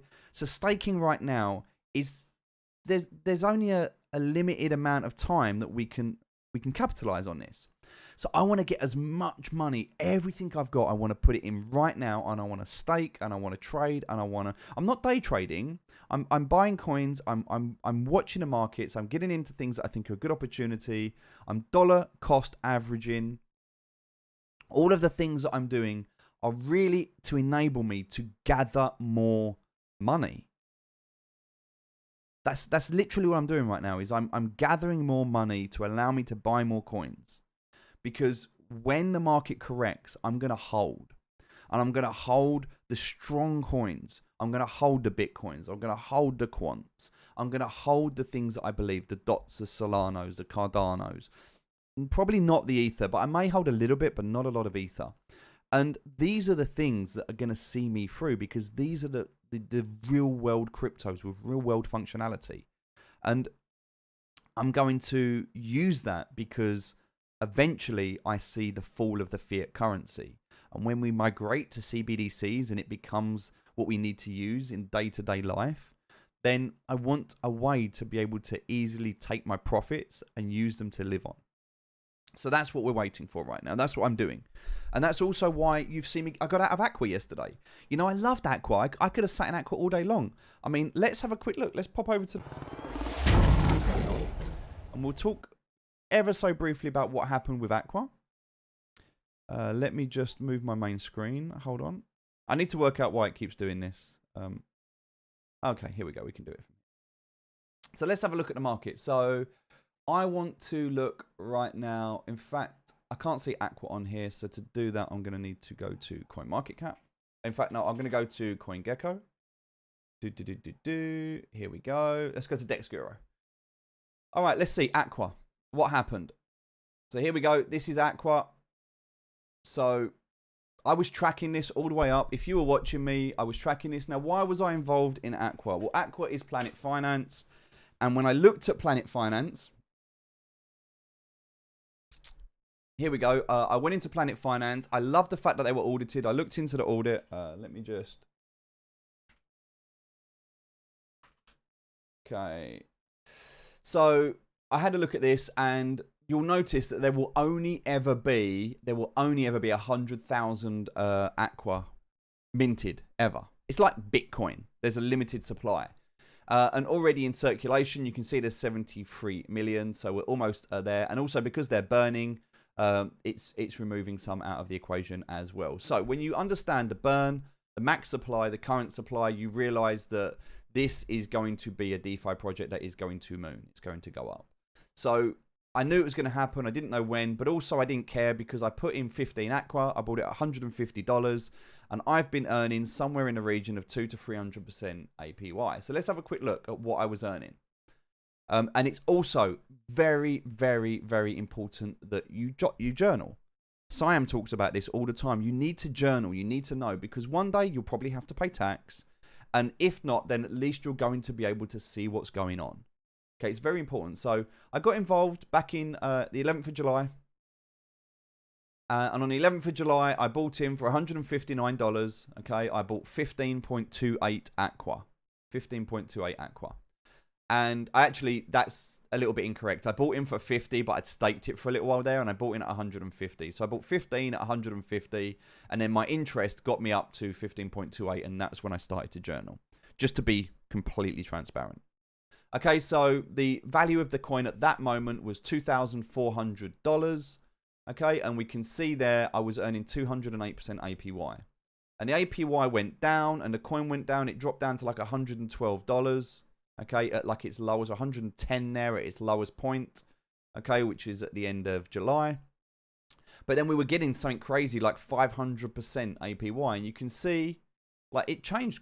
It was dramatic, the change. And this was some edits that they made to their platform, and they changed things. But then up until recently, you could see when the price was starting to go up, it went from beginning of September, it was $182.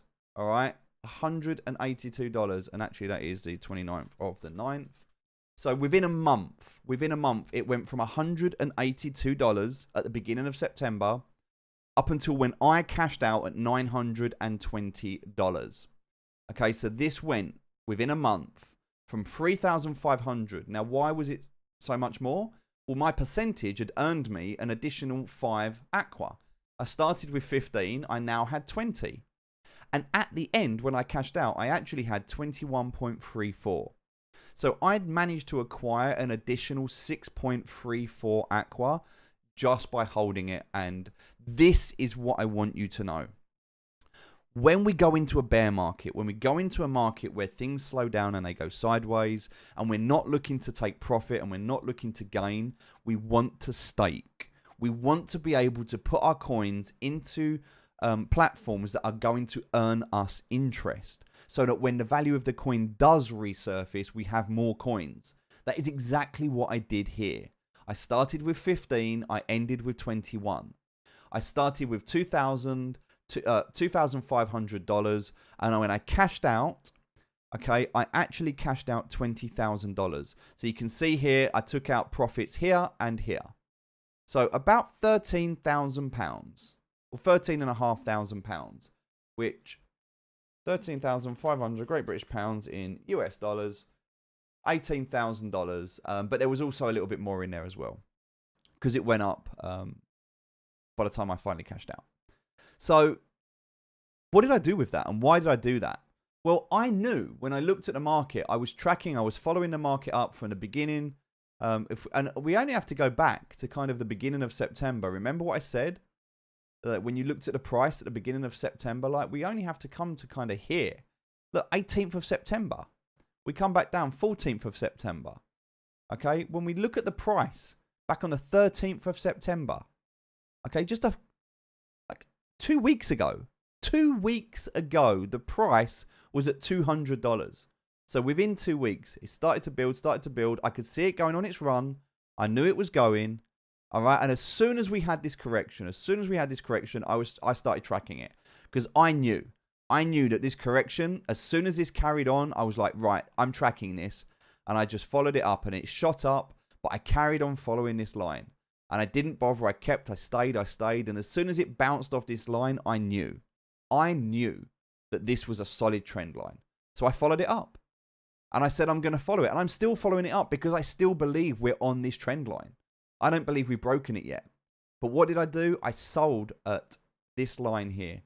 $920. I sold because I knew we were going to have a bit of a blow off top. I could just sense it. I could see it coming.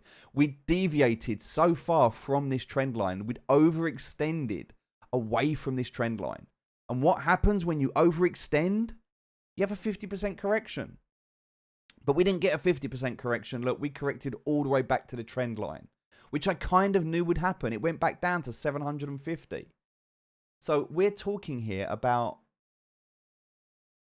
that's an almost 20% correction there. Almost 20%. Meaning buying back in here allows me to get 20% more coins. So if I've got, 10 coins and I'm going to get 20% more, I'm going to get another 2 coins. 20 coins, I'm going to get 4 more coins. That's another 4 aqua. Another 4 aqua. Going up to 1,000. That's another $4,000 that I've just made by doing that. Like, I needed you to understand the reason behind doing that. Now, I have not bought back in yet, because I'm still expecting it to bounce back down here. And at some point, the trend is your friend until the bend at the end. What is going to happen? This is going to, at some point, break trend, retest, and Kobo down. And when it does, we're going to look down at these sort of levels between the 500 and 600 mark. This is where I am expecting it to find its support. And when Aqua finds its support, I will take all of this profit and I will reinvest it here. And I will just come back in. So what am I doing with it in the meantime? Well, I've taken my profit out of here in the meantime, because I don't see it as a good time to buy into Aqua right now. So where am I? Well, for those of you that have seen what I'm doing, I'm in form. Why am I in form? Well, because form, I believe, is a great token that has great potential to move forward. I've talked about it for a long time. But what's happened? We've been in this down cycle. We've been in this downtrend, and you can see it was trending down. We had a breakup, and then it trended down again. And so we're in this massive downtrend right now. So what happens? The trend is your friend until the bend at the end. We're in this downtrend. So what are we waiting for? Well, at the moment, I'm waiting for a breakout to the upside. So I've bought in. I bought in on this yellow line. And look, you can see we're actually sitting on this yellow line. Can it go down more? Of course it can. It's totally possible. It might continue to go down.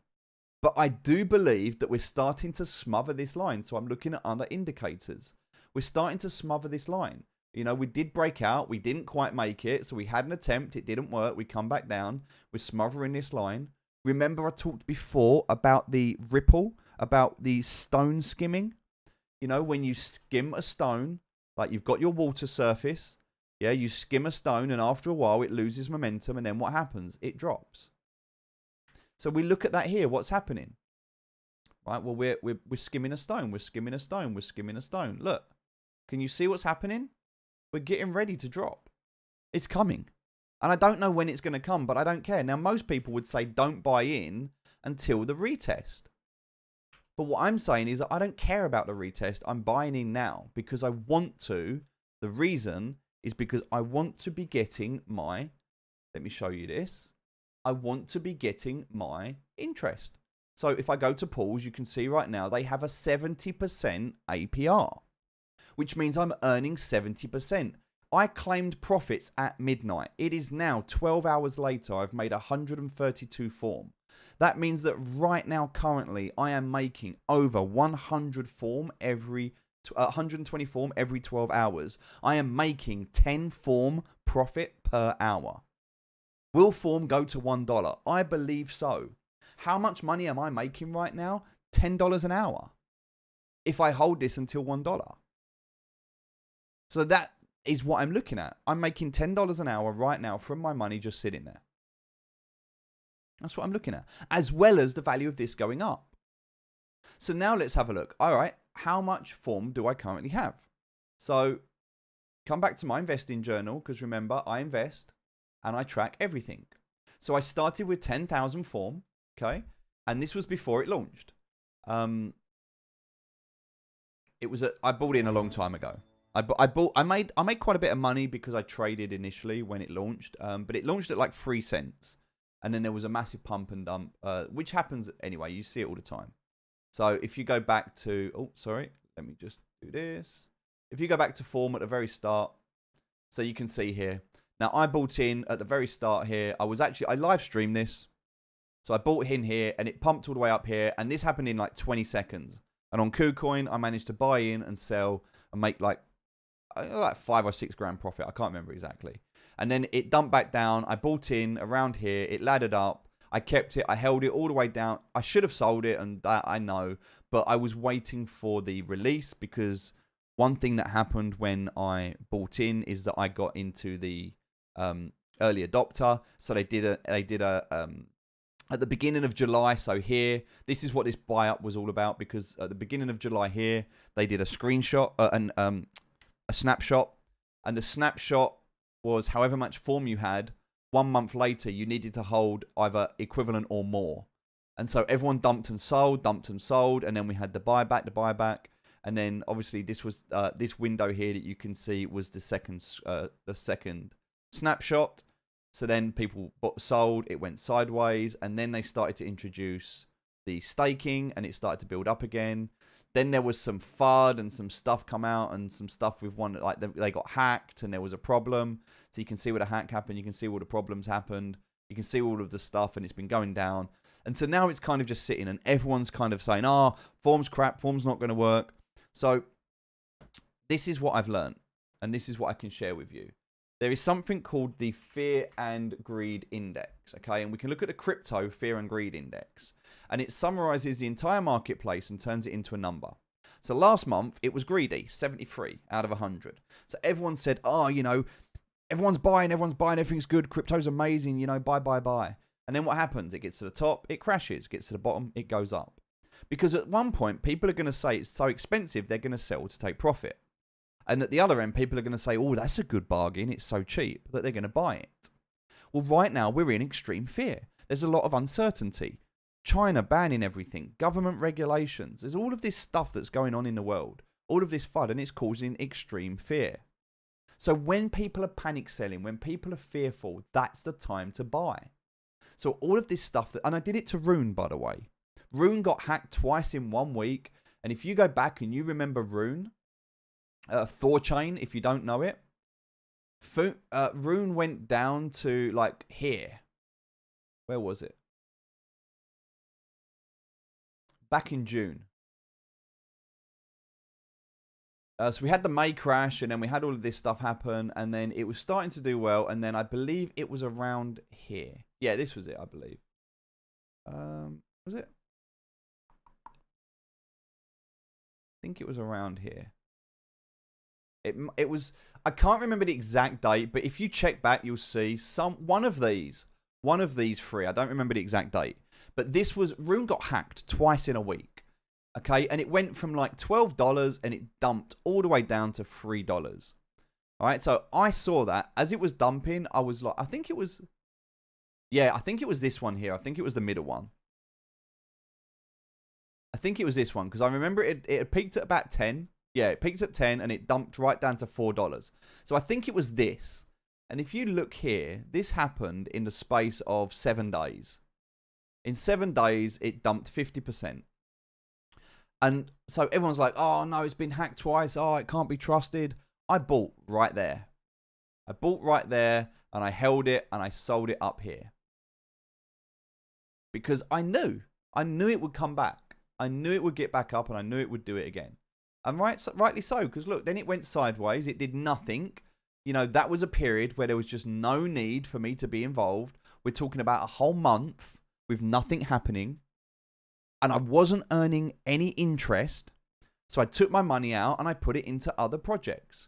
Projects that I want to go sideways. Projects like Cake, Form, Aqua. I don't care if they go sideways because I'm earning great APR as a result. And so that's what I'm doing right now. I'm looking at something like Form and I'm saying to myself, and the same with Luna, I'm not selling my Luna. You know, I'm sitting in Luna. I bought into Luna. Look at where I bought into Luna. I bought into Luna at between $7 and $8. And look at it. It's still on its upward trajectory. Now, I'm not selling this. No way. I'm not selling this. And I'm still getting my airdrops and everything as a result of this. So the reason I share this with you is because you need to start looking at these coins. You need to start looking at your portfolio and saying, right, where am I going to keep my money? So for me, when I look at my investment portfolio, it's like, okay, these are my hard coins. These are my staking coins. This is what I'm trading with. This is what I'm watching. These are some short-term holds. And I need to update this, but this just shows you roughly where I'm keeping my money. Now, I don't have a great deal of money at the moment. I've only got $100,000, which you might look at and go, wow, you've got $100,000. That's great.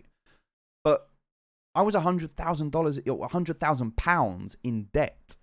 So in the last 4 months, what I've managed to do is consistently earn £50,000 per month, or $50,000 per month. And I work in dollars. It's just easier.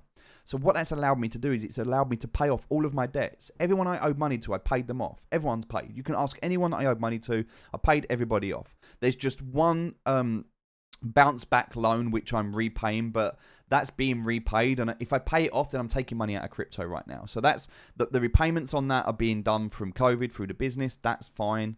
And then I've got one more debt, which is in a pot, which is locked until Christmas.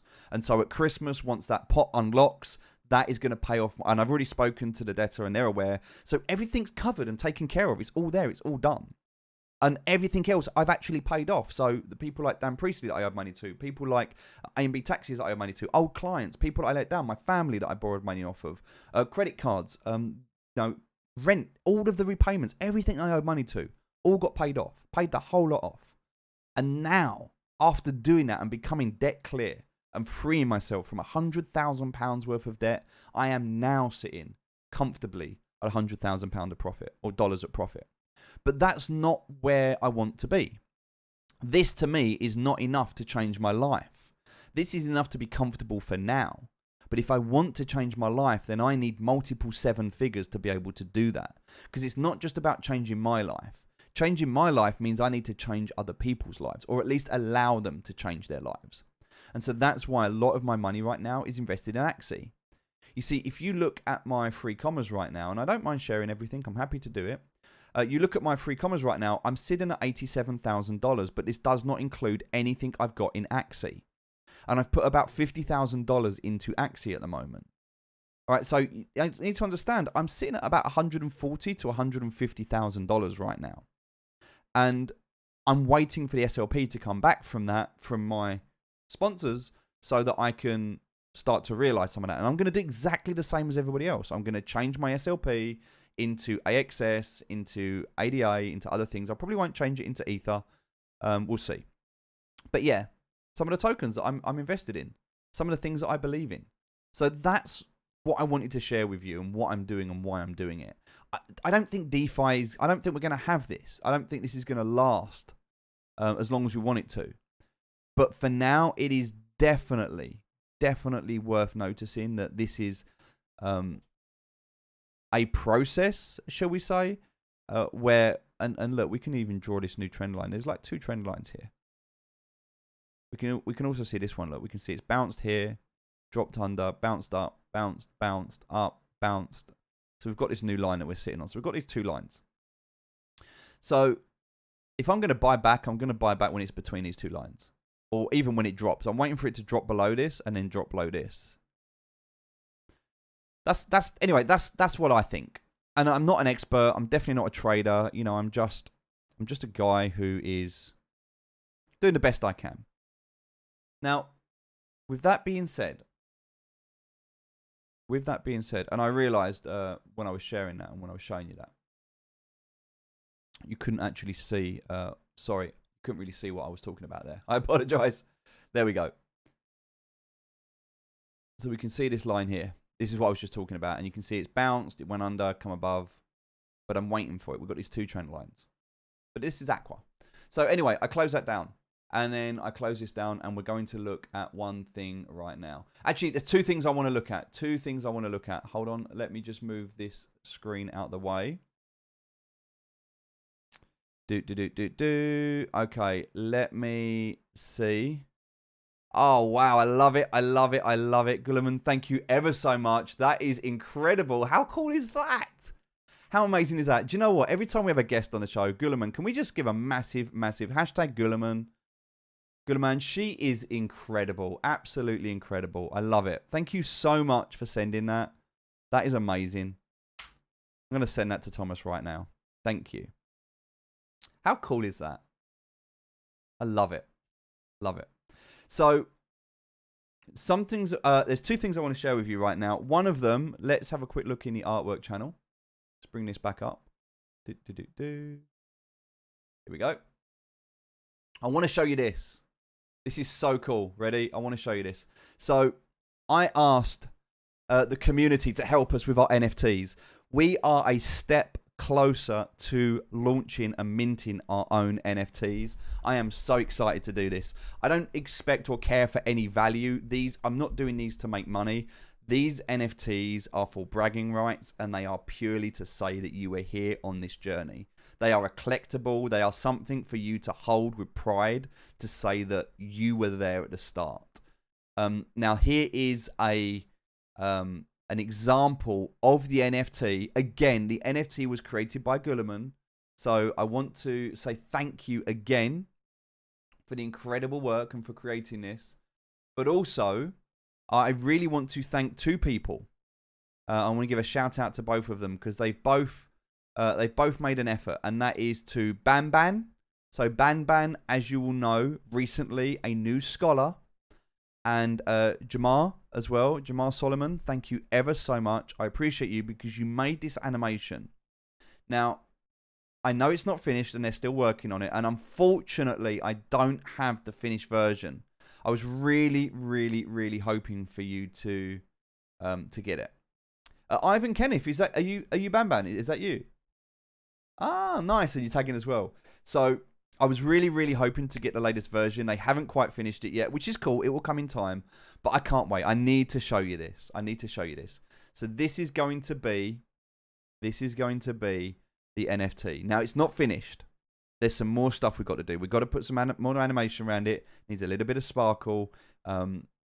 We need to have the logo on the back. There's a few other things to do, but let me know what you think, chat. Ready? I'm going to open it now.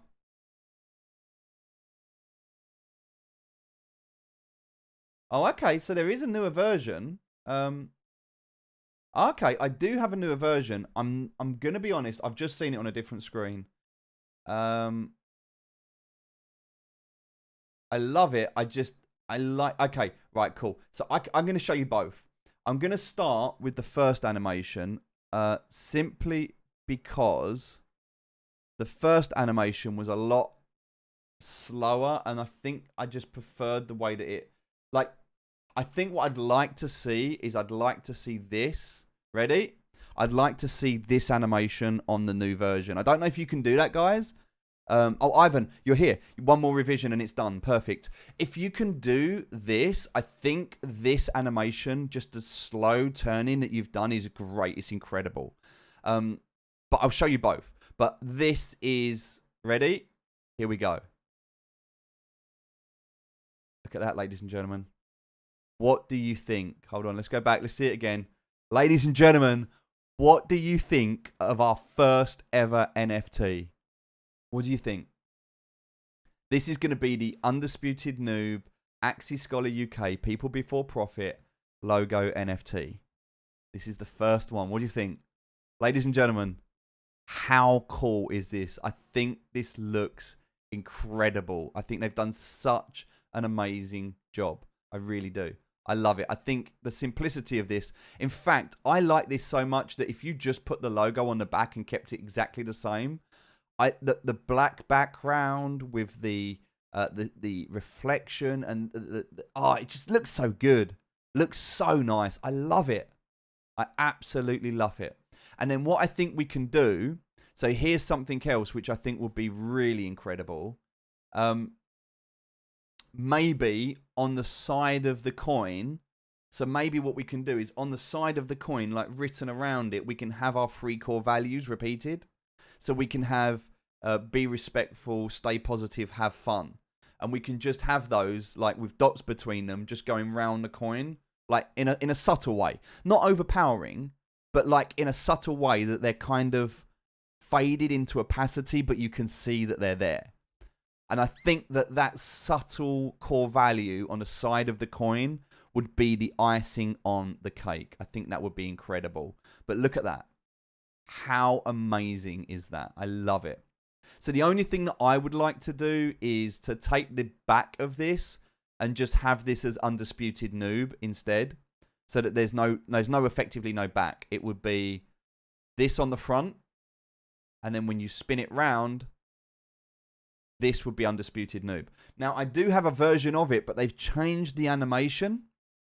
And I prefer this animation. This animation I prefer. But let me show you the other one as well.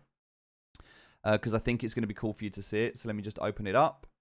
So there we go. It goes too quick for me. And I think, yeah, it's too quick. But it doesn't have that same impact. That's why I wanted to show you the first one.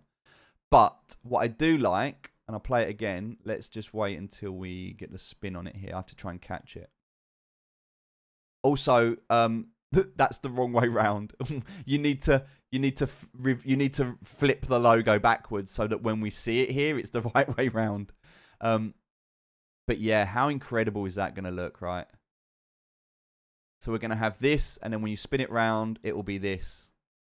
How cool is that? But I much prefer the other one that we had. So I think that, yes, this is great on the front. I think that this just needs to be flipped. On the side of the coin, we need the core values. And then I believe if we can use the same, exactly the same template that we had on the first one. So this reflection on the black with this slow, this is perfect. This animation is perfect. Absolutely perfect. I don't think we need to change that animation.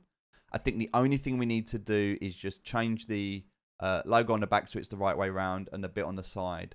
And I think that's it. I don't even know if we need the sparkles or anything like that. I think that in its simplicity I think it's just perfect. I think it's incredible. I love it. I think it's love it. So what do you think? Please let me know. What do you think in the chat? Do you like it? Hashtag NFT if you like it. Ivan, no worries, my friend. Ivan Kenneth, thank you so much. No worries. Jomo, you're here as well. Guys, thank you so much. And because of all of your effort, so here's the thing. Because you've made all of this effort and you've done this and you've created this and you've taken your time, that is why, if you look, you will notice that I did mention in the channel, we had a conversation and I don't know where it was because there's so many conversations, but we did let slip of the new scholars, which are not on here at the moment, but they will be because Sir Fitzy, Man Fitzy, is updating this channel. But you'll notice that that they've been awarded a scholarship. They've been awarded a scholarship for the efforts and help for creating this, because this is a massive thing for us. So, yeah, I love it. Absolutely incredible. I'm so proud of this. I think it's incredible.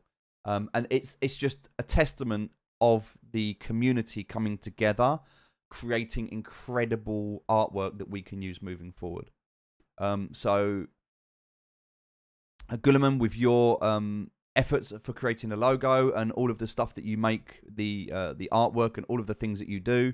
Not only, Gulliman, have you been given a scholarship, but you've also got a pro version of Canva to use for yourself as well. So, you know, I'm really trying to empower people to do what they love, which is what I love about this. So, yeah, we will mint these. What we'll end up doing, let me just show you very quickly, because I do have them here. Let me just show you very quickly. I need to just grab them, and I don't know where they are. I know that Gulliman was going to send me... let me have a look.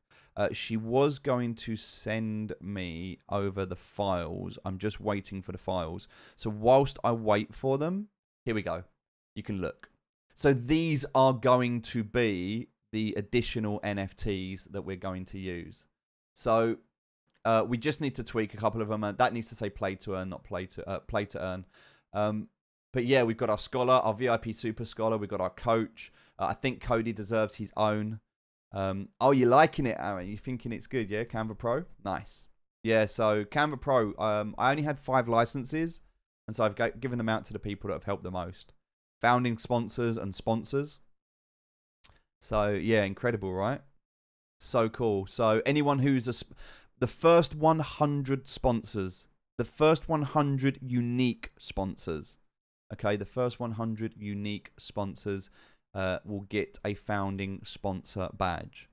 Okay, so the first 100 people. And actually, I was thinking about this. What do you think, chat? Do you know what? I'm going to let you decide right now in the chat. I'm going to let you decide. Do you want me to give the founding sponsor? And Fitzy, can you also do this in Discord? Can we add this up? Do you want me to give the founding sponsor NFT badge to the first 50 or the first 100? Type 50 or 100, whichever you prefer. The first 50 sponsors or the first 100 sponsors. This is unique sponsors. So like if somebody sponsors 10 scholars, that's only one person. So like think about how big we're going to get as we move forward. We could do 50, we could do 100. What do you think for founding sponsor to give people an opportunity? And I'm going to tell you right now how many we have. Let me just open up a new window. I need to check this. Hold on. Let me have a look. So I can tell you right now, in terms of unique sponsors right now, unique sponsors, we have 25. We have 25 unique sponsors right now. And an angel investor coming on board today. And we're also going to make one for angel investors as well. So anybody who invests in more than 50 scholars, will become an angel investor. And an angel investor will have their own as well. Ick's like, doesn't matter, I'm getting mine either way. That's right, Ick, because you're there at the start, my friend. Ick, can we get some love for Ick, who is actually one of the sponsors? Hashtag Ick for the channel here. One of the sponsors. One of those people that took a risk and changed a life. Okay. So Fitzy, have a look on the comments. Let's have a look. What have we got here? We can see we've got 50, 100, 50. All right, so let's count these up. So 50, 100, 50, 50. Okay, 100. Oh, there's a lot more people saying 50. Yep. 50 is definitely winning. All right, well, let's check out on Discord as well. Let's do a little poll on that and we'll take it. But I think it's going to be 50. And we've got 25 so far. Well, we're going to mint these. And I think when we do that, which means that we're only going to be able to have 25 more. I don't know. I mean, people will look back at this and they'll be like, I was there at the start. I think we're going to change this one to say I was there at the start or something. I don't know. We'll see. But yeah, we're going to do some more. We're going to do some more of these. So there's going to be a moderator one. So anyone that's a moderator will have one as well as a way of us saying thank you. But yeah, and there will be other ones as well. We will do some other stuff. People that place well on the leaderboard, people that help others. We'll do some pay it forwards. We'll do some We're doing Angel one. Like, we're going to have some more of these. I see us having a collection of 10 to start. Because here's the other thing, right? Here's the other thing. If we do 100, now I'm just giving you something to think about. If we do 100, then as Fitzy has rightly said, people they'll get FOMO, they'll want to jump in, and they will sponsor because they'll want this. Napoleon Bonaparte once said, men and women would die for a piece of coloured ribbon. Men and women die for a piece of coloured ribbon. What that meant is that people would go to war for pride of the status of being able to say that they was there, that they made a difference, that they was there. It's all about the status that it gives you. Okay, it's all about social environment. It's all about ego and bragging and the rights to be able to proudly, it's all about pride and about proudly saying that you were there. So this is going to be something that people will say, I want that. And so there may be some good reason to have it at 100. Depends on how big we think we're going to get. But anyway, I love them. They're incredible, right? How cool are they? Right, that's it, ladies and gentlemen. The only thing that we need to do now is wait until Friday's stream. Friday is going to be such a good day. Friday is going to be such a good day. Now, the reason that Friday is going to be such a good day is because it's payday. Friday is payday. I will probably be doing the payroll before the stream. Let me just check. Let's have a look. Where are we? Where are we right now? There's some pretty cool stuff. This scholar tracker is incredible. They are doing so many cool things with this at the moment. And I know they've had a few challenges with it, and that's cool. That's cool. So let's have a look. Right now we have 50 accounts. Saying that, even though we have 50 accounts, I can also confirm that we have 2 more accounts. I've got another free Axie sitting in here right now, waiting to go. Like, I've got 2 teams that are set up that I just need to give access to. You need to get onto Fitzy, guys. It's all Fitzy right now. There's a 3rd team, so that's a 3rd team. So we've actually got 3 accounts ready to go. Hold on a second. You can't see the screen, can you? Sorry, I'm sharing the wrong screen, guys. I apologize.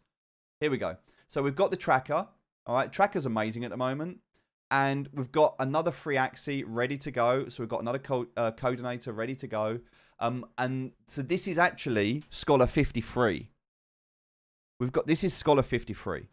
Now, we're going to sort it out today. But at the moment, we've got 50 accounts right now. I can confirm with you today our angel investor, and at the moment we're not mentioning who the angel investor is. We're going to talk about it later, but for now I am more interested in us ensuring that they are happy, that the deposit is successful, and that we are able to effectively buy the right teams. That is our concern right now. So we'll talk more about it, but just for now, just know that we have an angel investor.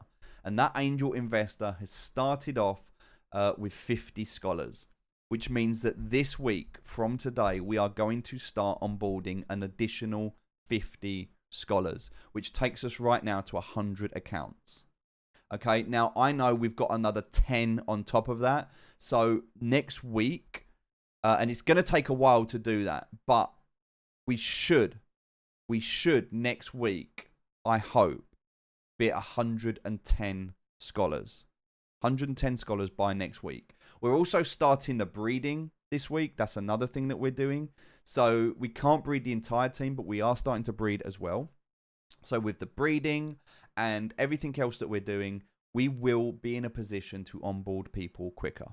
Okay, we're just going to keep going. I want 1,000 scholars by the end of the year. That's my target right now. 1,000 scholars by the end of the year. All right, we're going to be at 110 scholars within 2 months. All right, we hit 50 scholars. It was just over a month, I believe. I mean, we're going 2 months now, right? So 50 scholars within a month. By 3 months, we're going to be at 110, and within by the end of the year, I want 1,000. That's when you look at a curve.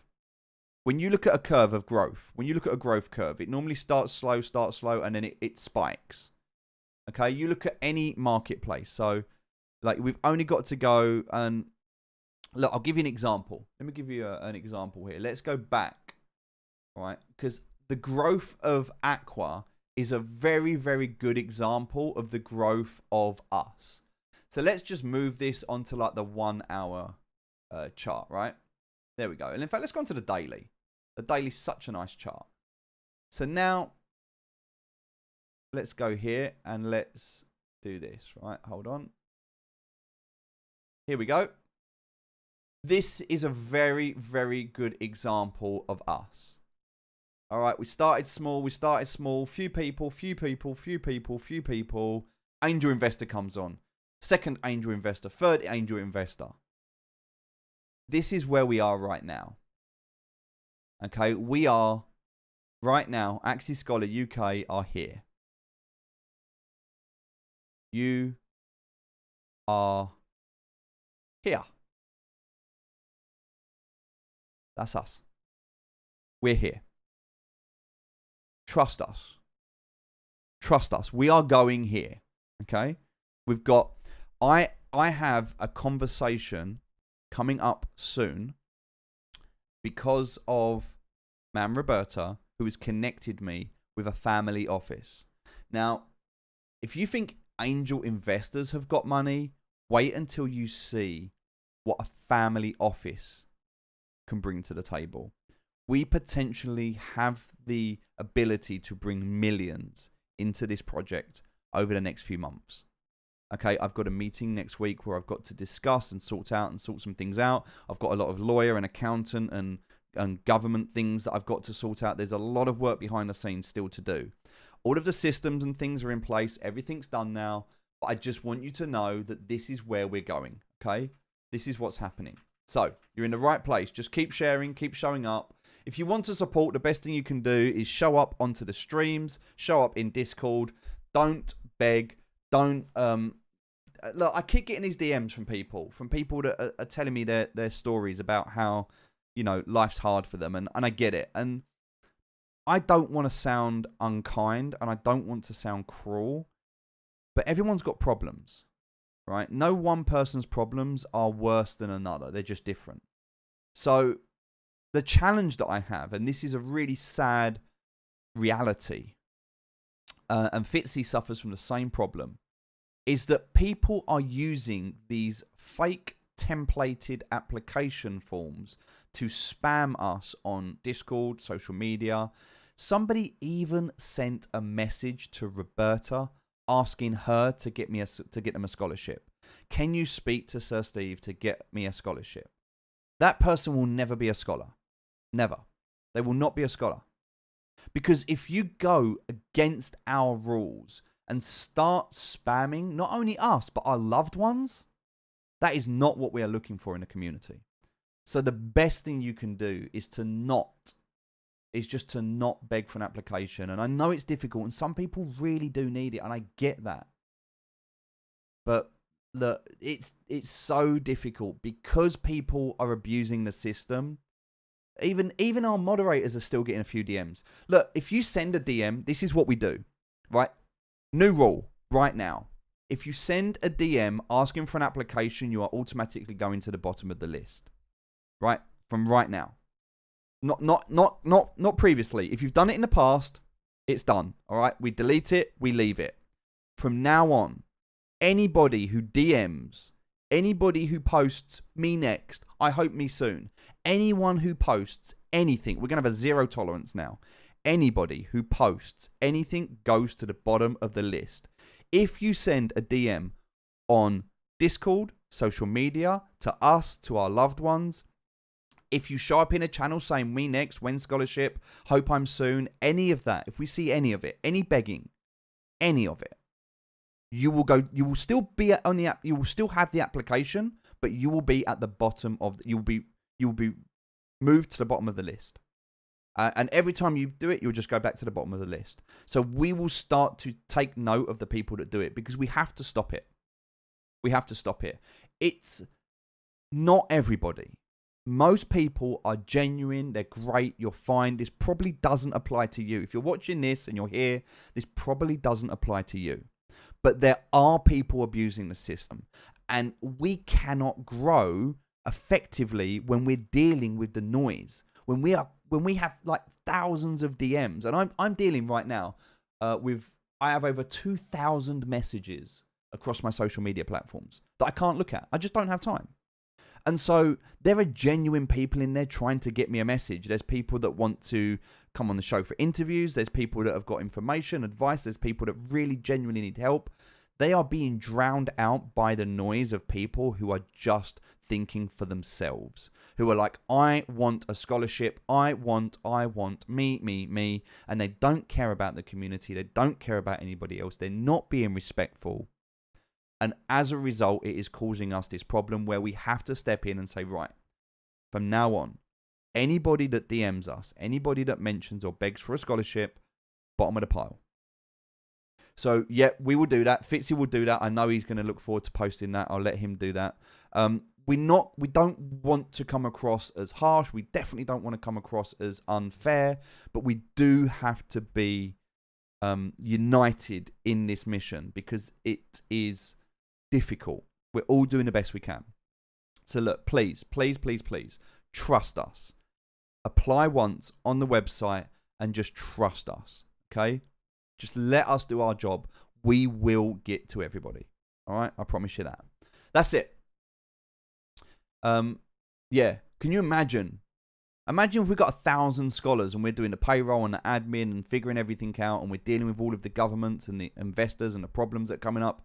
Imagine we've got to sit there and sift through messages of people saying, can I have a scholarship? It's not productive. It's not productive. So help us to help you, okay? And just sharpen the community. Just be there. Just enjoy yourselves. Just be like, making money's great and you'll have that. But please understand that what we're building here is a community of like-minded people. This is a family. Okay, we have incredible people. We have one of the top 10 players in the world. One of the top 10 players in the world coaching you to make you better at this game.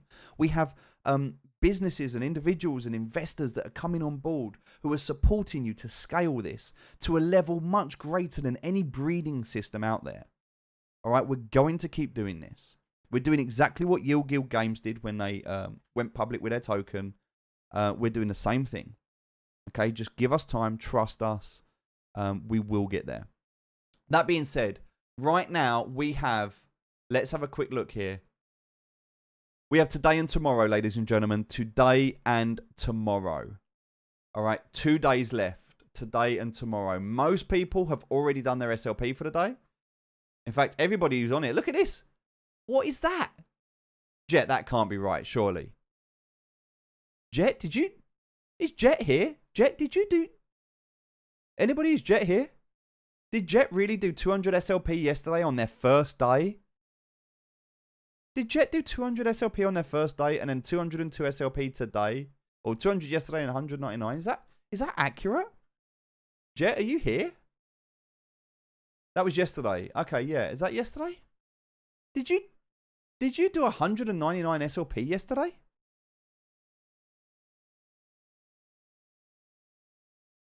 If you did, congratulations. That's incredible. Day one, first day. First day. 117, 120, 132. Great starts, by the way. Fernandez Jr., the same. 190 yesterday? Your first day? Oh, no, you were 5 days ago, but first week? That's insane. Look at that. Eccentric, where's that come from? Whoa, hold on. That can't be right. No, that can't be right. There's no way that you did 500. I'm sorry, Eccentric, but there must be a bug. There's no way you did 500 SLP yesterday. That can't even be possible. You've only got 3 Axie. You can't do 500. That can't be right, surely. Hold on, wait. What? No, that can't be right. That has to be a bug, right? That has to be a bug. Yeah, that has to be a bug. All right, well, we'll still track it. Look, we know it's not perfect. We know it's not perfect, but look, it gives us a good idea. And what we do know is that yesterday, right? Can I just point this out, ladies and gentlemen? we made just under 14,000, just under 15,000 SLP yesterday. It might be yesterday's add into today. That actually does make sense if it's doing that. Hold on, let me have a look. Because we are, I can keep today's out. Yeah, not many people got today's. That's fine. Yeah, I think there is a bug. They did say that there was a bug. Let me have a quick look. It says, problem with the database. So problems with the database. We need to roll back the database to yesterday. What does it mean? Daily SLP is going to be wrong for today. Links generated yesterday reverted, and you'll need to generate again and share it. New accounts will need to register again. We know nobody will like it, but it is what it is, and we're migrating. No problem. Okay, so what we can do is we can export our settings. All right, that's the best thing we can do. So let's export our settings. Let's log out. All right, and then what we're going to do is we're going to import our settings. All right, we're going to import our settings, which we've just done. Hopefully that'll fix the problem. Okay,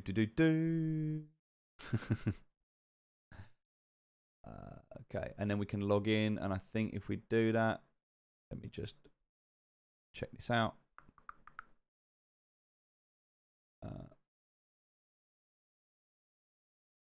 Yeah, let's just discard everything.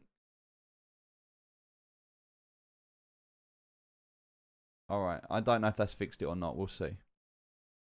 We'll see. I know we can import everything, so that's fine. I know there was a problem with it, so it did say daily SLP is going to be wrong for today.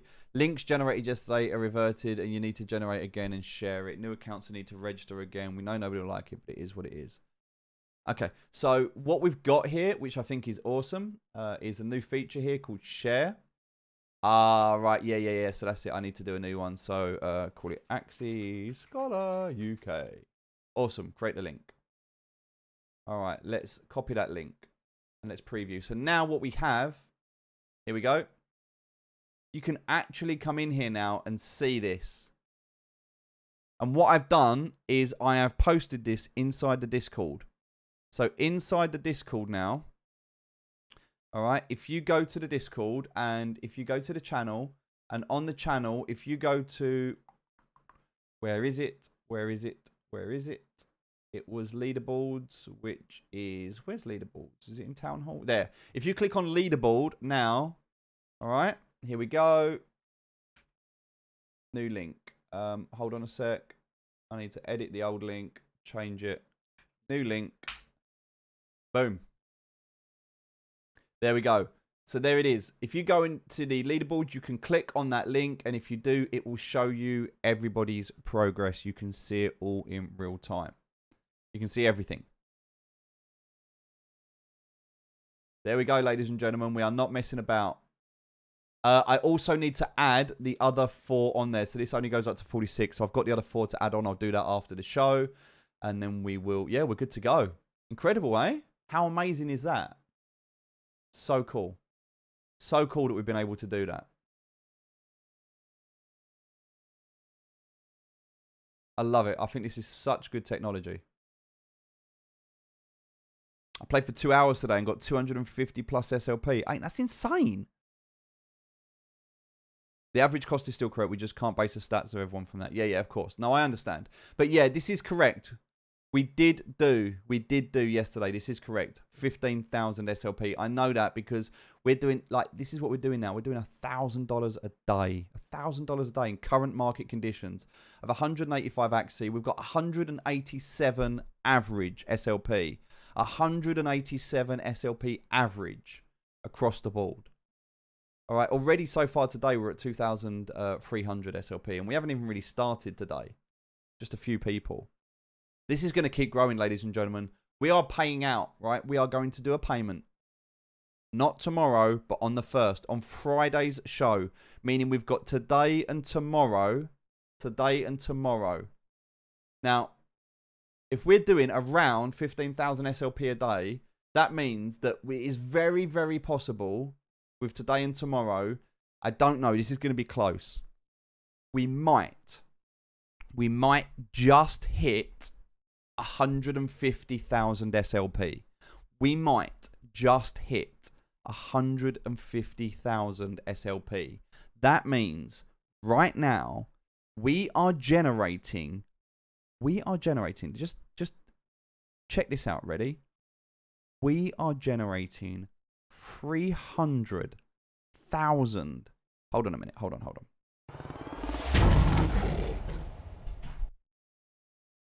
We are generating 300,000 SLP a month. Over 250,000 SLP a month into our program. That is just 2 months old. Imagine where we're going to be at the end of the year.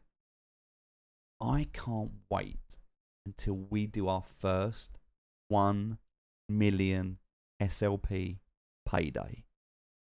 How incredible is that going to be? Ladies and gentlemen, I think that is a good note to end the show. I think we're at a point right now where I can say thank you to each and every one of you for showing up, for being here, for being part of the show. If you've enjoyed today, if you thought that Thomas had some incredible knowledge to share, some great research, an amazing guy, then give us a hashtag Thomas in the comments.